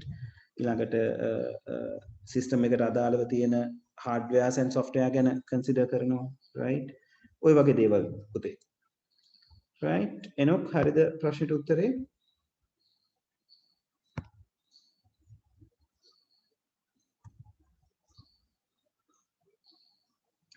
right. දිනේෂ් අහලා තියෙනවා iterative incremental model එක පොඩ්ඩක් පැහැදිලි කරන්න කියලා. right. iterative incremental model එකේදී සිද්ධ වෙන්නේ එනොක් දැන් waterfall එකයි iterative එකයි compare කරලා කතා කරන එක ඔයගලන්ට ලේසි පුතේ. waterfall එකේදී සාමාන්‍යයෙන් අපි දේවල් ටික දැනගෙන ඉන්න ඕනේ. කියන්නේ හරියටම මොකද්ද සිද්ධ වෙන්නේ කියන එක ගැන client idea එකක් තියෙන්න ඕනේ. client කියලා කියන්නේ වැඩේ බාර දෙන කෙනා. වැඩේ බාර දෙන කෙනා කියන්න ඕනේ මට මෙන්න මේ දේවල් ටික තමයි හරියටම ඕනේ කියන එක කිව්වයින් පස්සේ project team එක waterfall model එක පාවිච්චි කරොත් ඒගොල්ලෝ අවශ්‍යතා ටික මුලින් හොඳටම අඳුන ගන්නවා. ඊට පස්සේ ඒක plan කරනවා. ඊට පස්සේ ඒක develop කරනවා. ඊට පස්සේ ඒක test කරනවා. test කරපු එක implement කරනවා. right? එතකොට waterfall model එකේ තියෙන අවුල තමයි එක ඒ කියන්නේ මේ අවශ්‍යතා හඳුනා ගැනීම කරගත්තයින් පස්සේ විසඳුම සැලසුම් කරන්න යන්නේ ඔක්කොම අවශ්‍යතා ටික හඳුනාගෙන ඉවර වෙලා. විසඳුම සැලසුම් කරන අතරතුරේ නැවත අවශ්‍යතාවල් හඳුනා ගැනීමක් කරන්න යන්නේ නැහැ. එහෙම නැත්නම් ක්ලයන්ට් ඇවිල්ලා කියන්න බෑ ආනේ මට මේක කරන්න බැරි වුණා මට මෙන්න මේ දේ සෙටල් කරගන්න ඕනේ මෙන්න මේ වගේ ප්‍රශ්න තියෙනවා කියලා වෝටර්ෆෝල් මොඩල් එකේ කතා බහ කරන්න බෑ ඒක. මොකද ඒගොල්ලෝ පේස් බයි පේස් යන්නේ. එකක් ඉවර වෙනවා ඊළඟකට යනවා. ඒක ඉවර වෙනවා ඊළඟට යනවා. විසඳුම සැලසුම් කරලා ඉවර වුණායින් පස්සේ විසඳුම ක්‍රියාත්මක කරනවා. ඩිසයින් කරගන්න, කෝඩ් කරගන්න දේවල් ටික. ඒක කෝඩ් කරනකොට ඇවිල්ලා කියන්න බෑ මේ ප්ලෑන් එකට තව දේවල් එකතු කරන්න කියලා. ඒක මේ මොඩල් එකේදී කතා බහ වෙන්නේ නැහැ. නැත්නම් මේ මොඩල් එකේදී ඇප්ලයි කරගන්නේ නැහැ. iterative incremental model එකේදී කරන්නේ මුලින්ම දැනට මේ මොහොතේ අපිට දකින්න තියෙන requirements ටික අඳුන ගන්නවා. right අඳුනගෙන ඒක plan කරනවා. plan කරලා ඒක design කරනවා. design කරලා ඒක implement කරනවා. implement කරලා test කරලා evaluate කරනවා. දැන් ඕක ඔයගලන්ට මතක තියාගන්න පුළුවන් හොඳම විදිහ තමයි හිතන්නකෝ කාර් එකක් හදන එක ගැන right දැන් කාර් එකක් හදන එක නම් ඔයගලන්ගේ project එක waterfall model එකට ගියොත් වෙන්නේ client ඇවිල්ලා කියන්න ඕනේ මට කාර් එකක් ඕනේ ඒ කාර් එකේ පාට මේකයි රෝද මේ වගේ වෙන්න ඕනේ ඇතුළ ඉන්ටීරියර් එක මේ වගේ වෙන්න ඕනේ මේ වගේ සීට් ගානක් තියෙන්න ඕනේ කියලා ඔක්කොම දේවල් ටික එයා කියනවා කිව්වයින් පස්සේ project team එක ඒ කියන දේවල් වලට අදාළව ඒක design කරා ඊට පස්සේ develop කරා ඊට පස්සේ කායක test run එක ගිහිල්ලා බැලුවා ඊට පස්සේ කායක අදාළ client බාර දෙනවා. ඒත් client බෑ අතරමඟදී ගිහිල්ලා කියන්න මට passengers ලා 4 දෙනෙක් කියලා කලින් confirm කරලා පස්සේ කියන්න බෑ මට passengers ලා 4ක් නැති passengers ලා 6ක් දාන්න පුළුවන් විදිහට හදන්න ඕනේ කියලා. ඒක කරන්න බෑ client waterfall model එකේ.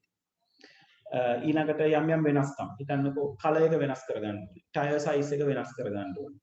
right ඊළඟට ඉස්සරහා බොනට් එකේ තියෙන හෙඩ්ලයිට් වෙනස් කරගන්න ඕනේ. right කාර් එකේ මොඩිෆිකේෂන්ස් කරගන්න එක අතරමැද ගිහිල්ලා පැන කියන්න බෑ. මුලින් කියපු ටිකට අදාළව තමයි waterfall model එක වැඩ කරන්නේ. iterative incremental එකේදී එහෙම නෙවෙයි. ඒකේ පුළුවන් දැනට තියෙන අයිඩියා එක ක්ලයන්ට් කියන්න. right මට කාර් එකක් ඕනේ මෙන්න මේ වගේ දේවල් වලින් මේ පාට වලින් මේ තියෙන පැසෙන්ජර් සෙට් එකකින් මේ විදිහට හැදෙන්න ඕනේ. එතකොට ඒ කියන විදිහට කාර් එක හදන්න පටන් ගන්නවා.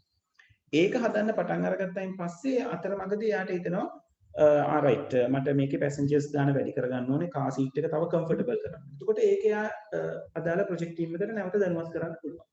එතකොට ඒ කාර් සීට්ස් ටික ෆයිනලයිස් කරන්න නැතුව අර ෆයිනල් වෙලා තියෙන ටික හදන්න පටන් ගන්නවා. right හදන්න පටන් අරගෙන ඊට පස්සේ ඒක හදලා ඉවර වෙලා ක්ලයන්ට් දීලා ටෙස්ට් කරලා ඔක්කොම කරලා ඉවරලා ඊට පස්සේ ක්ලයන්ට් ගෙන් ඕකේ එක එනවනම් අපිට පුළුවන් අපේ සිස්ටම් එක ඉම්ප්ලිමන්ට් කරගෙන යන්න. එතකොට කායක හදාගෙන යනවා. හදාගෙන යන අතරමඟදී වෙනස්කම් සිද්ධ කරන්න පුළුවන්. වෙනස්කම් සිද්ධ කරොත් නැවත වතාවක් ඒ වෙනස්කම මොකක්ද කියලා හරියට අධ්‍යයනය කරලා ඒ වෙනස්කමට අදාළව වෙනම separate plan එකක් හදලා ඒ plan එකට අදාළව ඒ වෙනස්කම වෙනම ඩිසයින් කරලා ඒක අදාළ project එකට නැත්නම් අදාළ product එකට සම්බන්ධ කරගන්න පුළුවන්. කරගෙන අවසානයේදී client ගේ වෙනස්කම් සහිතව එයාට හොඳටම satisfy වෙන්න පුළුවන් වෙන විදිහට product එකක් එළියට අරගන්න පුළුවන්. තේරුණාද?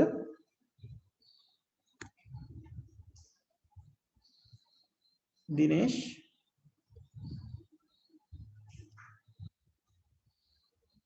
right හරි ප්‍රශාන්ති දුව ඔයාගේ මේ discrete data continuous data කියන එක මම පොඩ්ඩක් හොයලා බලලා කියන්නම් පුතේ right මොකද ඕක අපේ සිලබස් එකේ එහෙම ලොකුවට කතා කරන තැන නැහැ මට මතක විදිහට මම චුට්ටක් ඒක හොයලා බලලා කියන්න right හරි ඕකේ තව ප්‍රශ්න නැතුව ඇති කියලා මම හිතනවා අපි 2017 පේපර් එකේ තියෙන වැරදි ටික පොඩ්ඩක් කට්ටියගෙන් අරගමුද ටක් ගාලා ඔයගොල්ලෝ 2017 පේපර් එක මාක් කරලා වැරදිලා තියෙන questions ටික මට chat එකේ ටක් ගාලා දාන්න. ඒකෝ මට grid එක හදාගන්න පුළුවන් මොනවද කතා කරන්න කියන එක.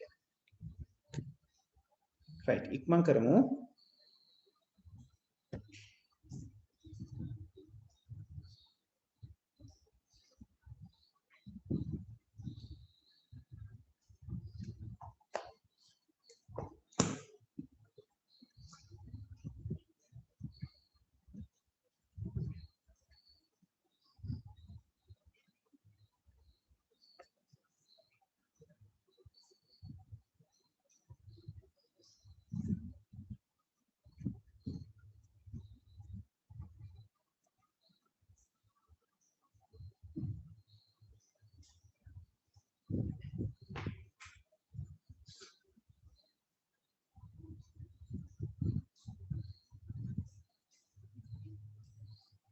2017 පේපර් එකේ මාකින් ස්කීම් එක කවුරු හරි ළඟ නැත්නම් මම මාකින් ස්කීම් එක පොඩ්ඩක් පෙන්නන්නම්. එතකොට ඒකෙන් ටක් ගාලා පේපර් එක මාක් කරගන්න.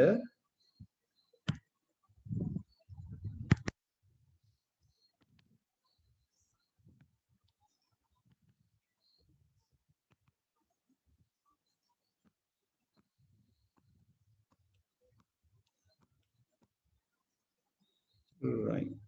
I තියෙන්නේ answers ටික.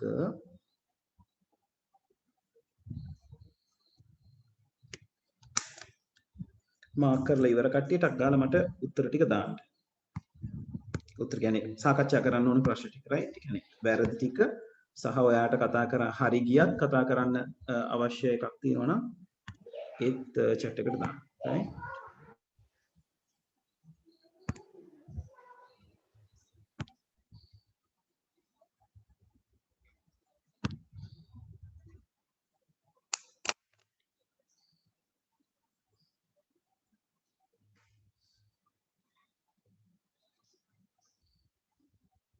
right. දිනේෂ් මට එක සැරේ numbers ටික දාන්න පුතේ.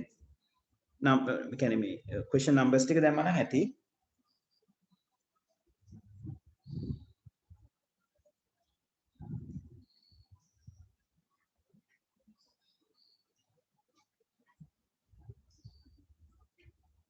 තාම MCQ එක complete කරලා නැති කට්ටිය ඉන්නවද? මම last week කිව්වා දේවල් ටික කරගන්න කියලා. කරලා නැති අය ඉන්නවද තාම?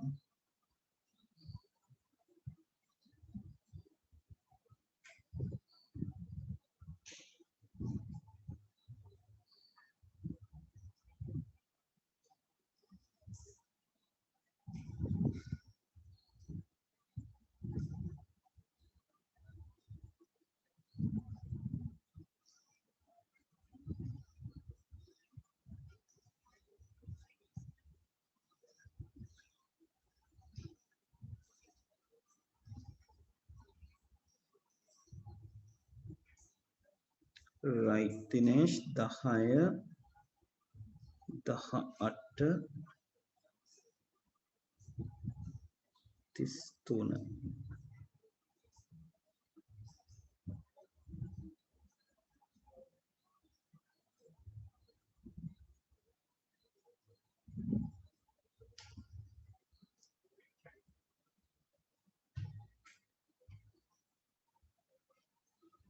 තත්සරණි 25 26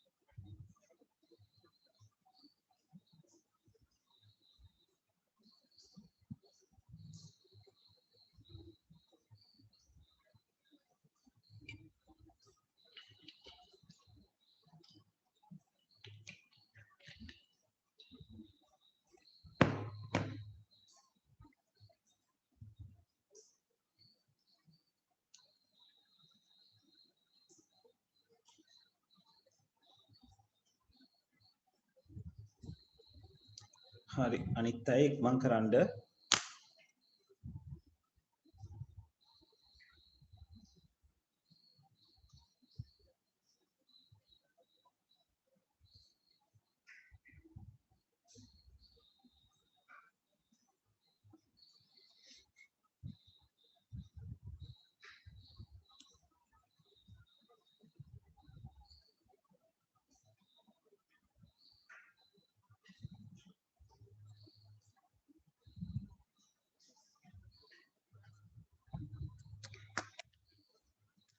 21 24 28 okay Prashanti 21 24 28 okay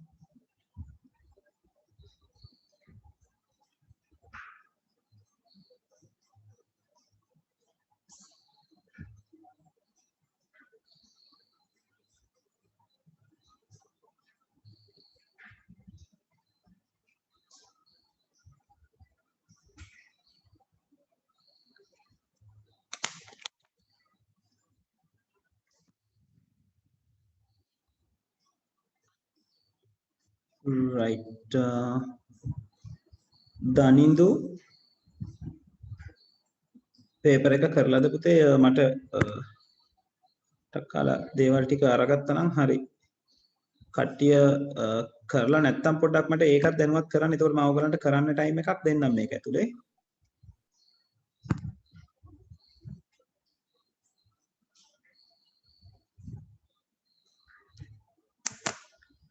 25th 34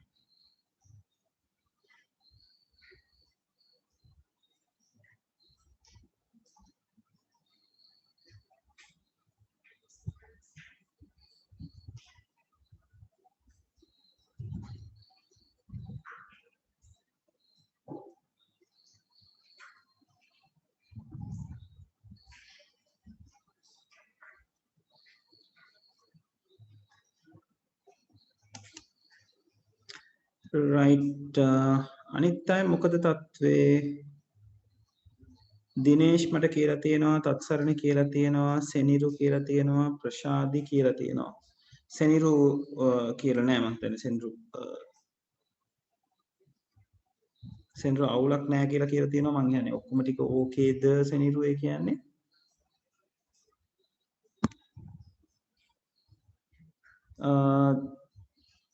right අනිත් අය දිසිනි දනිඳු දිව්‍යා එනුක ජනිත මලිත් නවිත්මා සහිරු සයුමි ඊළඟට ශාමල් කොහොමද ඒගොල්ලන්ගේ තත්ත්වය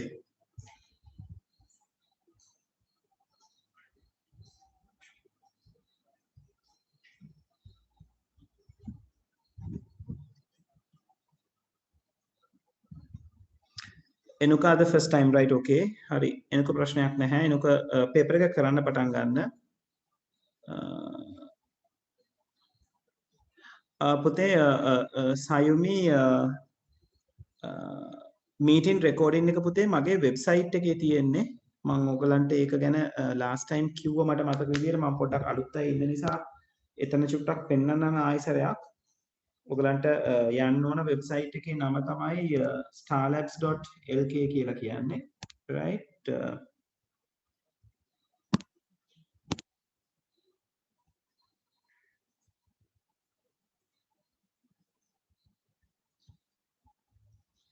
ඔයගොල්ලෝ starlabs.lk කියලා සර්ච් කරාම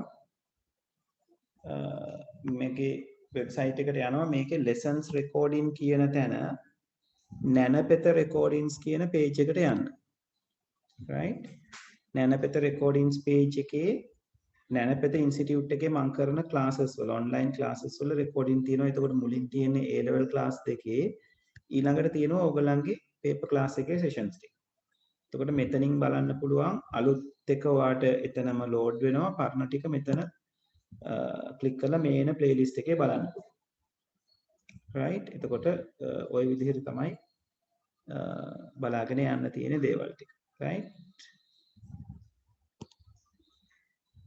Telegram එකට පුතේ එවන්න විදිහක් නැහැ මොකද මේ ෆයිල්ස් ලොකුයි.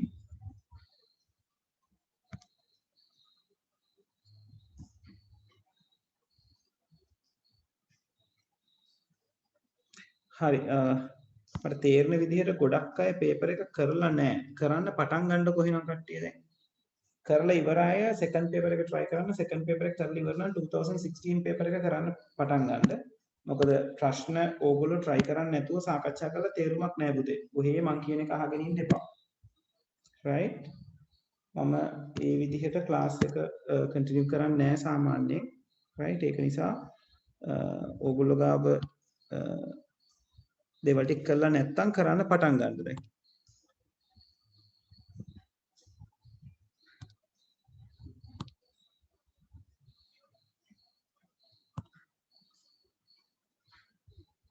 හරි. පළවෙනි ප්‍රශ්න 10ටක් ගාලා කරලා ඉවර කරන්න කළා නැති කට්ටිය. එතකොට අපිට පළවෙනි ප්‍රශ්න 10 සාකච්ඡා කරන්න පුළුවන්. පළවෙනි MCQ 10 කරන්නටක් ගාලා. ඉවරුණාම මට ඉවරුණා කියලා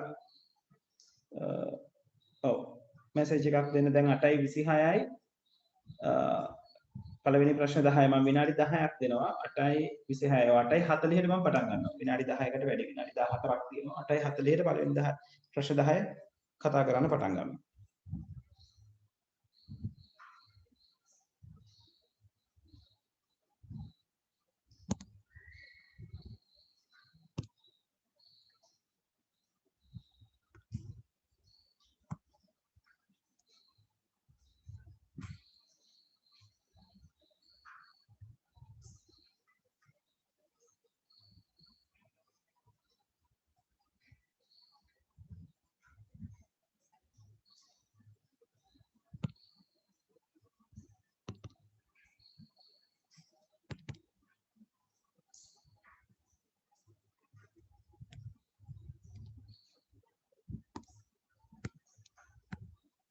මම papers දෙකම එවලා ඇති Telegram එක පැත්තට. right මම මෙතන සිංහල paper එක display කරනවා. මට පොඩ්ඩක් ඕගොල්ලෝ කරන medium එකත් පොඩ්ඩක්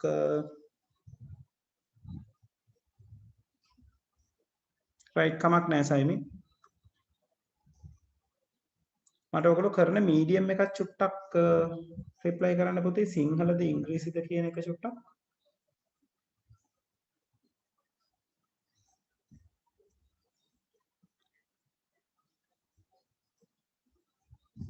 right okay so I'm English medium අනිත් කට්ටිය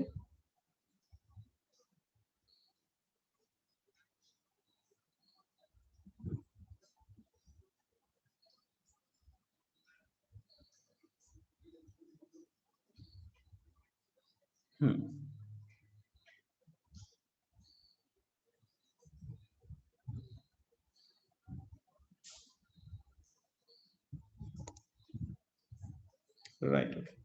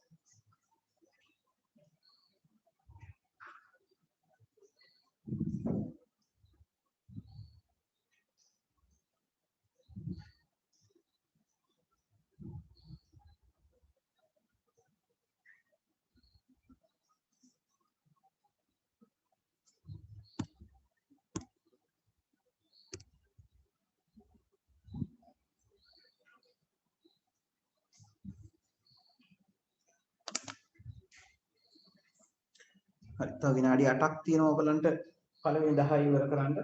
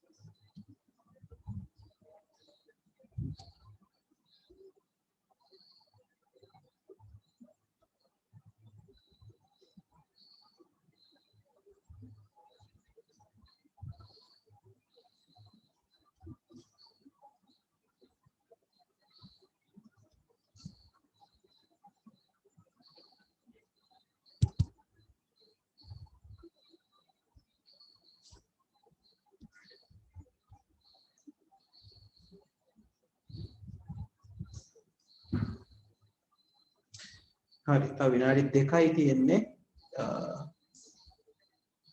ඊට පස්සේ මම මාකින් ස්කීම් එක පෙන්නනවා හරිද කියලා ලකුණු කරගන්න ඕනේ මොන ප්‍රශ්නද වැරදි කියලා මට ටක් ගන්න chat එකේ එවන්න ඕනේ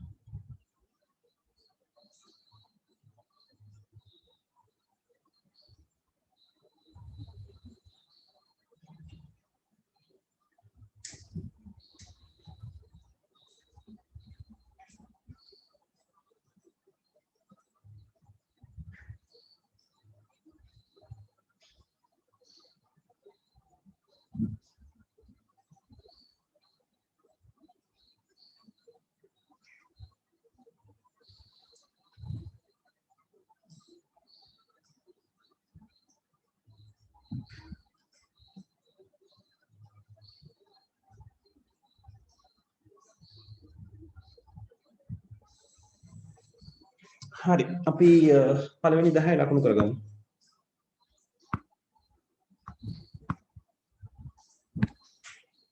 right ටක් ගාලා පළවෙනි 10 මාක් කරගන්න මාක් කරලා ටක් කරලා chat එකේ මට එවන්න මොනවද ඩිස්කස් කරන්න ඕනේ කියන්නේ වැරදිච්ච අංක ටික මොනවද කියන එක.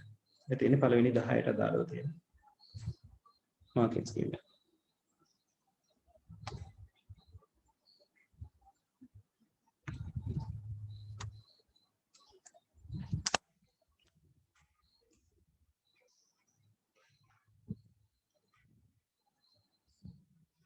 දහයම හරි නම් 10ම හරි කියන මැසේජ් එකත් මට එවන්න.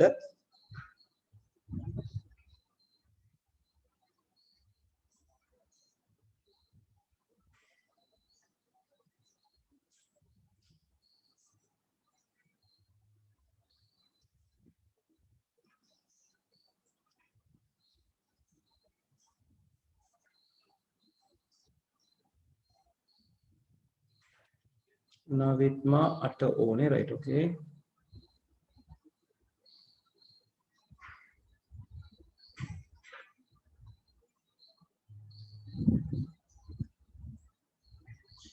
එනුක හොඳයි 10ම හරි very good.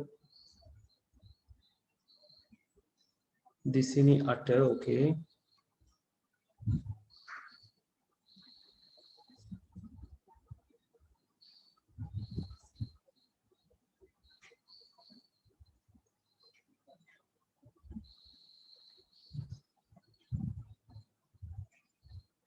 दिनेश 10 हरी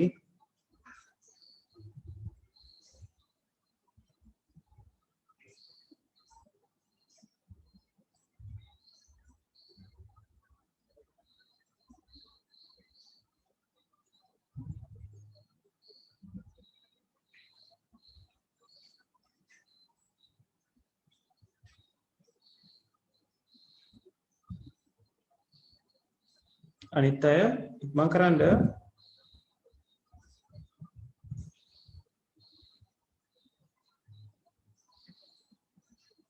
तत्सरणी 10 हरी very good. Anita Divya 10 okay.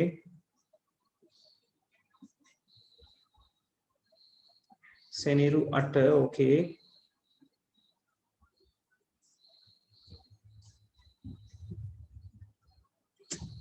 7 දෙනෙක් හරි සහිරු 10 හරි 8 දෙනෙක් හරි රූම් එකේ 12ක් ඉන්නවා.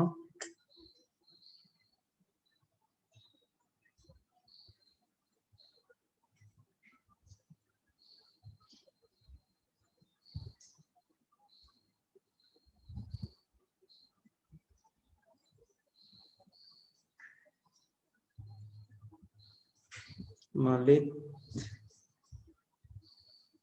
right දන්ත 10ම හරි කියලා තියෙනවා මලිත් 8 ඕනේ සහිරු 10 නේ right okay හරි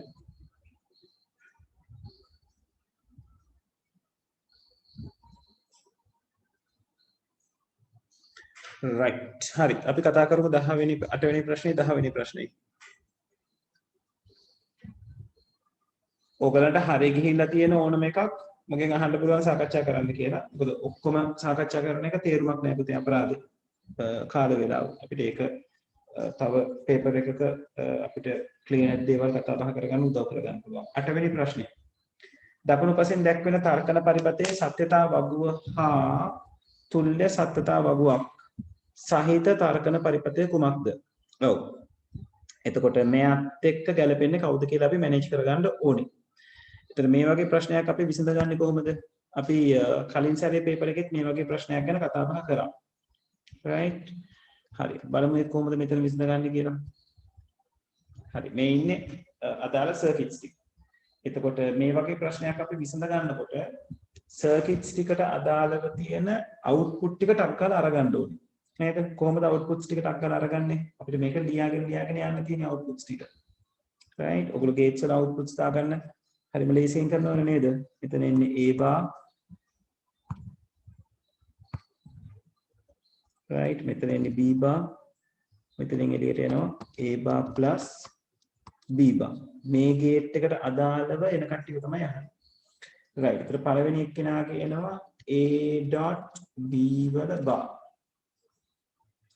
දෙවෙනි එක්කෙනාගේ එනවා A.B වල bar. මෙයා NAND ගේට් එකක්. ඒක නිසා ගුණ වෙලා කම්ප්ලිමන්ට් වෙන්න ඕනේ. ඊට පස්සේ A.B වල barට එකතු වෙනවා B කෙනෙක්. මෙතන A plus B මෙතනත් එනවා A plus B මෙතන එනවා A plus B වාරයක් A plus B කියන කෙනාගේ not එක. මෙතන එනවා A plus B වල bar. හරි. දැන් අපිට කොහොමද මෙයා මැනේජ් කරගන්න තියෙන්නේ? ටක් ගාලා අපේ සත්‍යතාව වගු ඇඳ ගන්න වෙනවා මෙයාට මේගොල්ලන්ට අදාළව. එහෙනම් A තීරුව ටක් ගාලා ගන්න ඕනේ B තීරුව ටක් ගාලා ඇඳ ගන්න ඕනේ. බිංදුව බිංදුව බිංදුව 1 1 බිංදුව 1 1. right? ඒකවල තමයි අපිට අදාළව තියෙන සත්‍යතාව වගේ පේලි ටික. right. දැන් මේගොල්ලන්ව හදන්න තියෙන්නේ. හරි. මගේ කනෙක්ෂන් එක පොඩ්ඩකට ඩිස්කනෙක්ට් වුණා. ඔයගලන්ට ස්ක්‍රීන් එක ආයෙ ෂෙයා කරනවා මම. right? හරි. එතකොට අපි අවුට්පුට්ස් අරගෙන තියෙනවා දැන් හැම ගේට් එකකටම අදාළව. ඒක නිසා A bar plus B bar කියන එක මුලින් හදා ගන්නවා. right. හරි. එතකොට A bar අපිට ගන්න පුළුවන් 1 1 බිංදුව බිංදුව. B bar ගන්න පුළුවන් 1 බිංදුව 1 බිංදුව කියලා. එහෙනම් A bar plus B bar කියන එක මෙතන හදන්න පුළුවන්. කොහොමද මේ දෙන්න එකතු කරන්නේ? 1 1 1 1 බිංදුවයි 1 බිංදුවයි 1 1 බිංදුවයි බිංදුවයි බිංදුවයි. right. ඊට පස්සේ මුලින්ම තියෙනවා A.B වල බා හදන්න කියලා. right. එහෙනම් අපි මුලින්ම A.B තීරුවක් හදා ගන්න ඕනේ. A.B තීරුව හදා ගන්න පළවෙනි තීරුව දෙක ගුණ කරා නම් හරි. AND ගේට් එකට දාලා සෝඩෙට දෙනවා බිංදුවයි බිංදුවයි බිංදුවයි 1යි. A.B වල බා එක ඊළඟට හදා ගන්න. කොට A.B වල බා එක හදනකොට 1 1 1 බිංදුව කියන එක ඇවිල්ලා. එතකොට අපි මෙයාව මැච් කරන්න ඕනේ කාත් එක්කද? නිතරම මැච් කරන්න ඕනේ මෙන්න මේ තර සලකුණ දාලා තියෙන පේරියත් එක. ඒකෝනේ මෙයයි මැචින් නේද? එහෙනම් ඔයාලට කෙලින්ම එක කියලා උත්තරේ තෝරන්න පුළුවන්. නේද? අපි මේකේ අනිත් දේවල් වලට කොහොමද කරන්නේ? A.B වල බා එකක් තියෙනවා. A.B වල බාට B එකතු කිරීමක් තියෙන ඊළඟ එක්කනේ නේද? A.B වල බා කිරීම B එයාට අදාළව ගත්තොත් මේ තියෙන තීරුවට එකතු කරන්න තියෙන්නේ මෙයා. නේද? 0.1 එකතු වුණාම 1යි.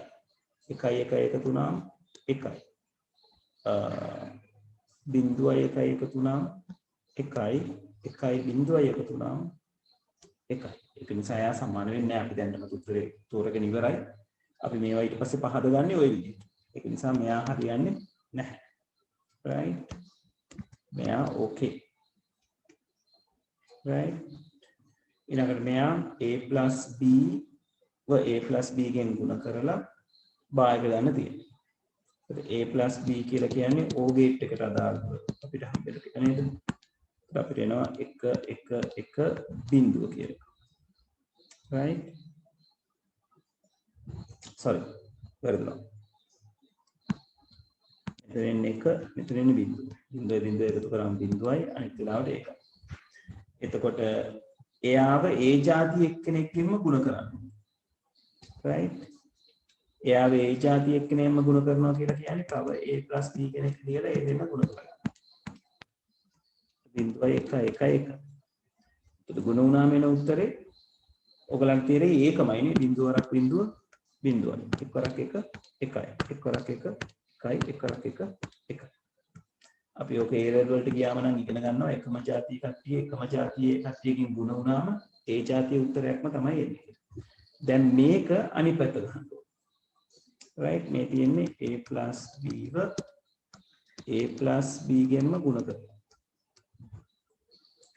දැන් ඕකේ භාගක ගන්න මෙයාව අනිත් පැත්ත ගන්න ඕනේ. අනිත් පැත්ත ගිහම එන්නේ 1.3යි. ඒ කියන්නේ ඒක ගැලපෙන්නේ නැහැ. කියන්නේ තුන්වෙනි උත්තරේ ගැලපෙන්නේ නැහැ. හතරවෙනි උත්තරේ තියෙන්නේ a plus b වල භාග. එතකොට a plus b මෙතන ඉන්නවා. එයාගේ භාගක ගත්තොත් ආයෙත් සැරයක් මේ જાතිය එක්කෙනෙක්ම එන්නේ නේද? මේව අනිත් පැත්ත ගහන එක නෙවෙන්නේ. a plus b වල භාගක අරගත්තාම මේ නිල් පාටින් ලියන අගයන් ටිකෙන් 1 බිංදුව බිංදුව බිංදුව. එතකොට එයාව මේකට ගැලපෙන්නේ නැහැ. sorry. මේ කියන කෙනාට අපි ගලප ගන්න ඕනේ. මෙයාට මෙයා ගැලපෙනවා. මෙයා ගැලපෙන්නේ නැහැ. මෙයා ගැලපෙන්නේ නැහැ. මෙතන ගැලපෙන්නේ නැහැ. right? ඒක නිසා එක කියලා උත්තරය අරගන්න පුළුවන්. හරි. 10 වෙනි ප්‍රශ්නේ මහත් සදහන් වගන්ති සලකා බලන්න. පරිගණක රෙජිස්ටර් මතකය ධාරිතාව දෘඪ තැටියක ධාරිතාවට වඩා කුඩා වේ. ඔව් අපි කොහොමද අපේ මේ රෙජිස්ටර් මතක දූරාවලිය අපි මතක තියාගන්නේ? උඩම ඉන්නේ රෙජිස්ටර්ස්. ඊට පස්සේ ඉන්නේ කෑෂ්. සරලව මතක තියාගන්න. ඊට පස්සේ ඉන්නේ RAM. ඊට පස්සේ තමයි hard disk සහ අනිත් කටි. මේක මුලින් අහලා තියෙනවා පරිගණක රෙජිස්ටර් මතකය ධාරිතාව දෘඪ තැටියක ධාරිතාවට වඩා කුඩායි. එතකොට මේ මතක දූරාවලිය පහළට යනකොට මොකද වෙන්නේ? ධාරිතාව නැත්තම් කැපැසිටි කියන කෙනා එන්න වැඩි වෙනවා නේද? රෙජිස්ටර්ස් තියෙන්නේ කිලෝබයිට් වලින් right? මේගොල්ලෝ කිලෝබයිට්ස්, මෙයා මෙගාබයිට්ස්, RAM එකට ආවම ගිගාබයිට්, hard disk එකට ආවම දැන් තියෙන්නේ ටෙරාබයිට්. එතකොට පරිගණක රෙජිස්ටර් මතකයක ධාරිතාව දෘಢ තැටියක ධාරිතාවට වඩා කුඩා වේ කියන එක හරි. රෙජිස්ටර් මතකයේ දත්ත ප්‍රවේශ වේගය දෘಢ තැටියේ එම වේගයට වඩා අඩු වේ. දත්ත ප්‍රවේශ වේගය මොකද වෙන්නේ? ඇක්සස් ස්පීඩ් එක. right? මේගොල්ලන්ගේ වැඩිම ඇක්සස් ස්පීඩ් එකක් තියෙන්නේ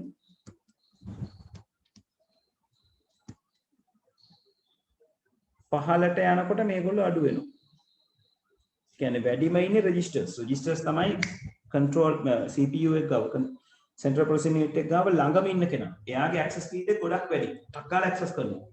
cache එක ඊට චුට්ටක් ඈතයි. ඒක නිසා ඊට වැඩි ටිකක් වෙලා යනවා. RAM එක ඊටත් වැඩි ඈතයි. ඒක නිසා ඊට වැඩි වෙලා යනවා. hard disk එක ඊටත් වඩා ඈතයි. නිසා යාට ඊටත් වඩා වෙලාවක් යනවා. නිසා access speed එක වැඩිම registers වල පහළට යනකොට access speed එක අඩු වෙන එක තමයි වෙන්නේ. right? මේ කියලා තියෙන එක රෙජිස්ටර් මතකයේ දත්ත ප්‍රවේශ වේගය දෘඩ තැටියේ එම වේගයට වඩා අඩු වේ. වැරදි නේද? දෘඩ තැටියේ එම වේගයට වඩා වැඩි රෙජිස්ටර්ස් වල ඇක්සස් ස්පීඩ්. රෙජිස්ටර් මතකයේ දත්ත ආචයන සඳහා බිටුවකට යන වියදම දෘඩ තැටියේ දත්ත ආචයන සඳහා බිටුවකට යන වියදමට වඩා වැඩි වේ. දැන් රෙජිස්ටර්ස් තියෙන CPU එක ඇතුලේ ඔයගලන්ට රෙජිස්ටර් එකක් රීප්ලේස් කරන්න බෑ. කඩෙන් අරගෙන මිලදී අරගෙන තියන්න බෑ. රෙජිස්ටර් එකට ප්‍රශ්නයක් වුණොත් ඔයා ප්‍රොසෙසර් එකම ගන්න ඕනේ. ඒතර ප්‍රොසෙසර් එකක් ගන්න කියොත් ඔයාට රුපියල් 20000ක් විතර යනවා. කෑෂ් මෙමරි එක මදර් බෝඩ් එකට අදාළවක් තියෙනවා, ප්‍රොසෙසර් එකට අදාළවත් අපි කතා කරනවා. ඒතර ප්‍රොසෙසර් එකට කියන්නේ 20000යි කොහොමද? මදර් බෝඩ් එකක් විදිහට අපි ගත්තොත් සාමාන්‍ය මදර් බෝඩ් එකක් රුපියල් 10000ක් විතර වෙනවා ආම වශයෙන්. RAM එකක් අරගන්න ගියොත් RAM එකකුත් රුපියල් 7000ක් 8000ක් වගේ ගානකට ඔයගලන්ට අරගන්න පුළුවන්. හાર્ඩ් ඩිස්ක් එකකුත් ඔයගලන්ට ඒ ගානටම වගේ අරගන්න පුළුවන්. හැබැයි මේගොල්ලන්ගේ දුලපුතාලට පේනවා KB MB GB TB තමයි තියෙන්නේ. මෙයාගේ කිලෝබයිට් ප්‍රමාණයක් රුපියල් 20000. ඒ කියන්නේ එක බිට් එකක් මෙයාගේ ගොඩක් ගණන්. මෙයාගේ මෙගාබයිට් ප්‍රමාණයක් රුපියල් 10000. එක බිට් එකක් අර රෙජිස්ටර් එකේ එක බිට් එකකට වැඩිය ගාණ අඩුයි. RAM එකේ ගිගාබයිට් ප්‍රමාණයක් තමයි රුපියල් 8000ක් වෙන්නේ. ඒතර එයාගේ බිට් එකක් කියලා කියන්නේ 7 ගානකට ලං වෙනවා. හાર્ඩ් ඩිස්ක් එකේ ටෙරාබයිට් එකක් තමයි රුපියල් 8000ක් වගේ වෙන්නේ. ආයෙත් 7 ගානකට ලං වෙනවා. එතකොට කිලෝබයිට් වල තමයි වැඩිම අගයක් තියෙන්නේ බිට් එකකට අදාළව බැලුවම. right එතකොට මේ කියලා තියෙන්නේ හරි නේද? රෙජිස්ටර් මතකයේ දත්ත ආචයන සඳහා බිටුවකට යන වියදම දෘඩ තැටියේ දත්ත ආචයන සඳහා බිටුවකට යන වියදමට වඩා වැඩි වේ. ඒකට මෙයත් හරි. එහෙනම් උත්තරේ A හා C පමණි. දෙක කියන උත්තරේ තමයි අරගන්න තියෙන්නේ. හරි. 11 ඉඳලා 20 දක්වා කරලා ඉවරයි ඉන්නවද? හැමෝම වගේ කරලා ඉවර නම් මට ටක් ගාලා chat box එකට numbers ටික දාන්න පුළුවන්. නැත්නම් ගෙදරදී දේවල් ටික ඉවර කරලා ඊළඟ session එකේ තමයි මේ දේවල් ටික කතා බහ කරන්න වෙන්නේ. මොකද දැන් 8:55 නිසා right ඉවර නම් ටක් ගාලා මට numbers ටික එවන්න ඕනේ. 11 ඉඳලා 20 වෙනකම්. හැබැයි හැමෝම මට numbers ටික එවන එක අවශ්‍යයි.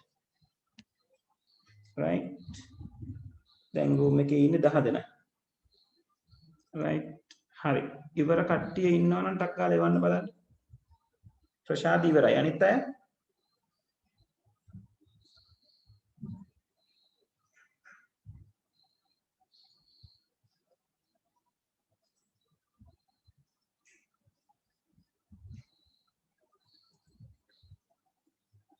දිව්‍ය ඉවරයි, දිනේෂ් ඉවරයි, සෙනුරු ඉවරයි, සෙනිරු ඉවරයි.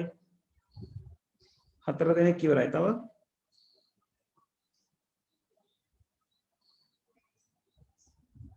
තත්සර්විත් ඉවරයි 5යි. ඒ ටිකේ ප්‍රශාන්තිගේ ඒ ටිකේ වැරදි නෑ කියලා කියනවා. right okay. 5 දෙනෙක් ඉවරයි කියලා තියෙනවා. දනින්දු ඉවරයි 6යි.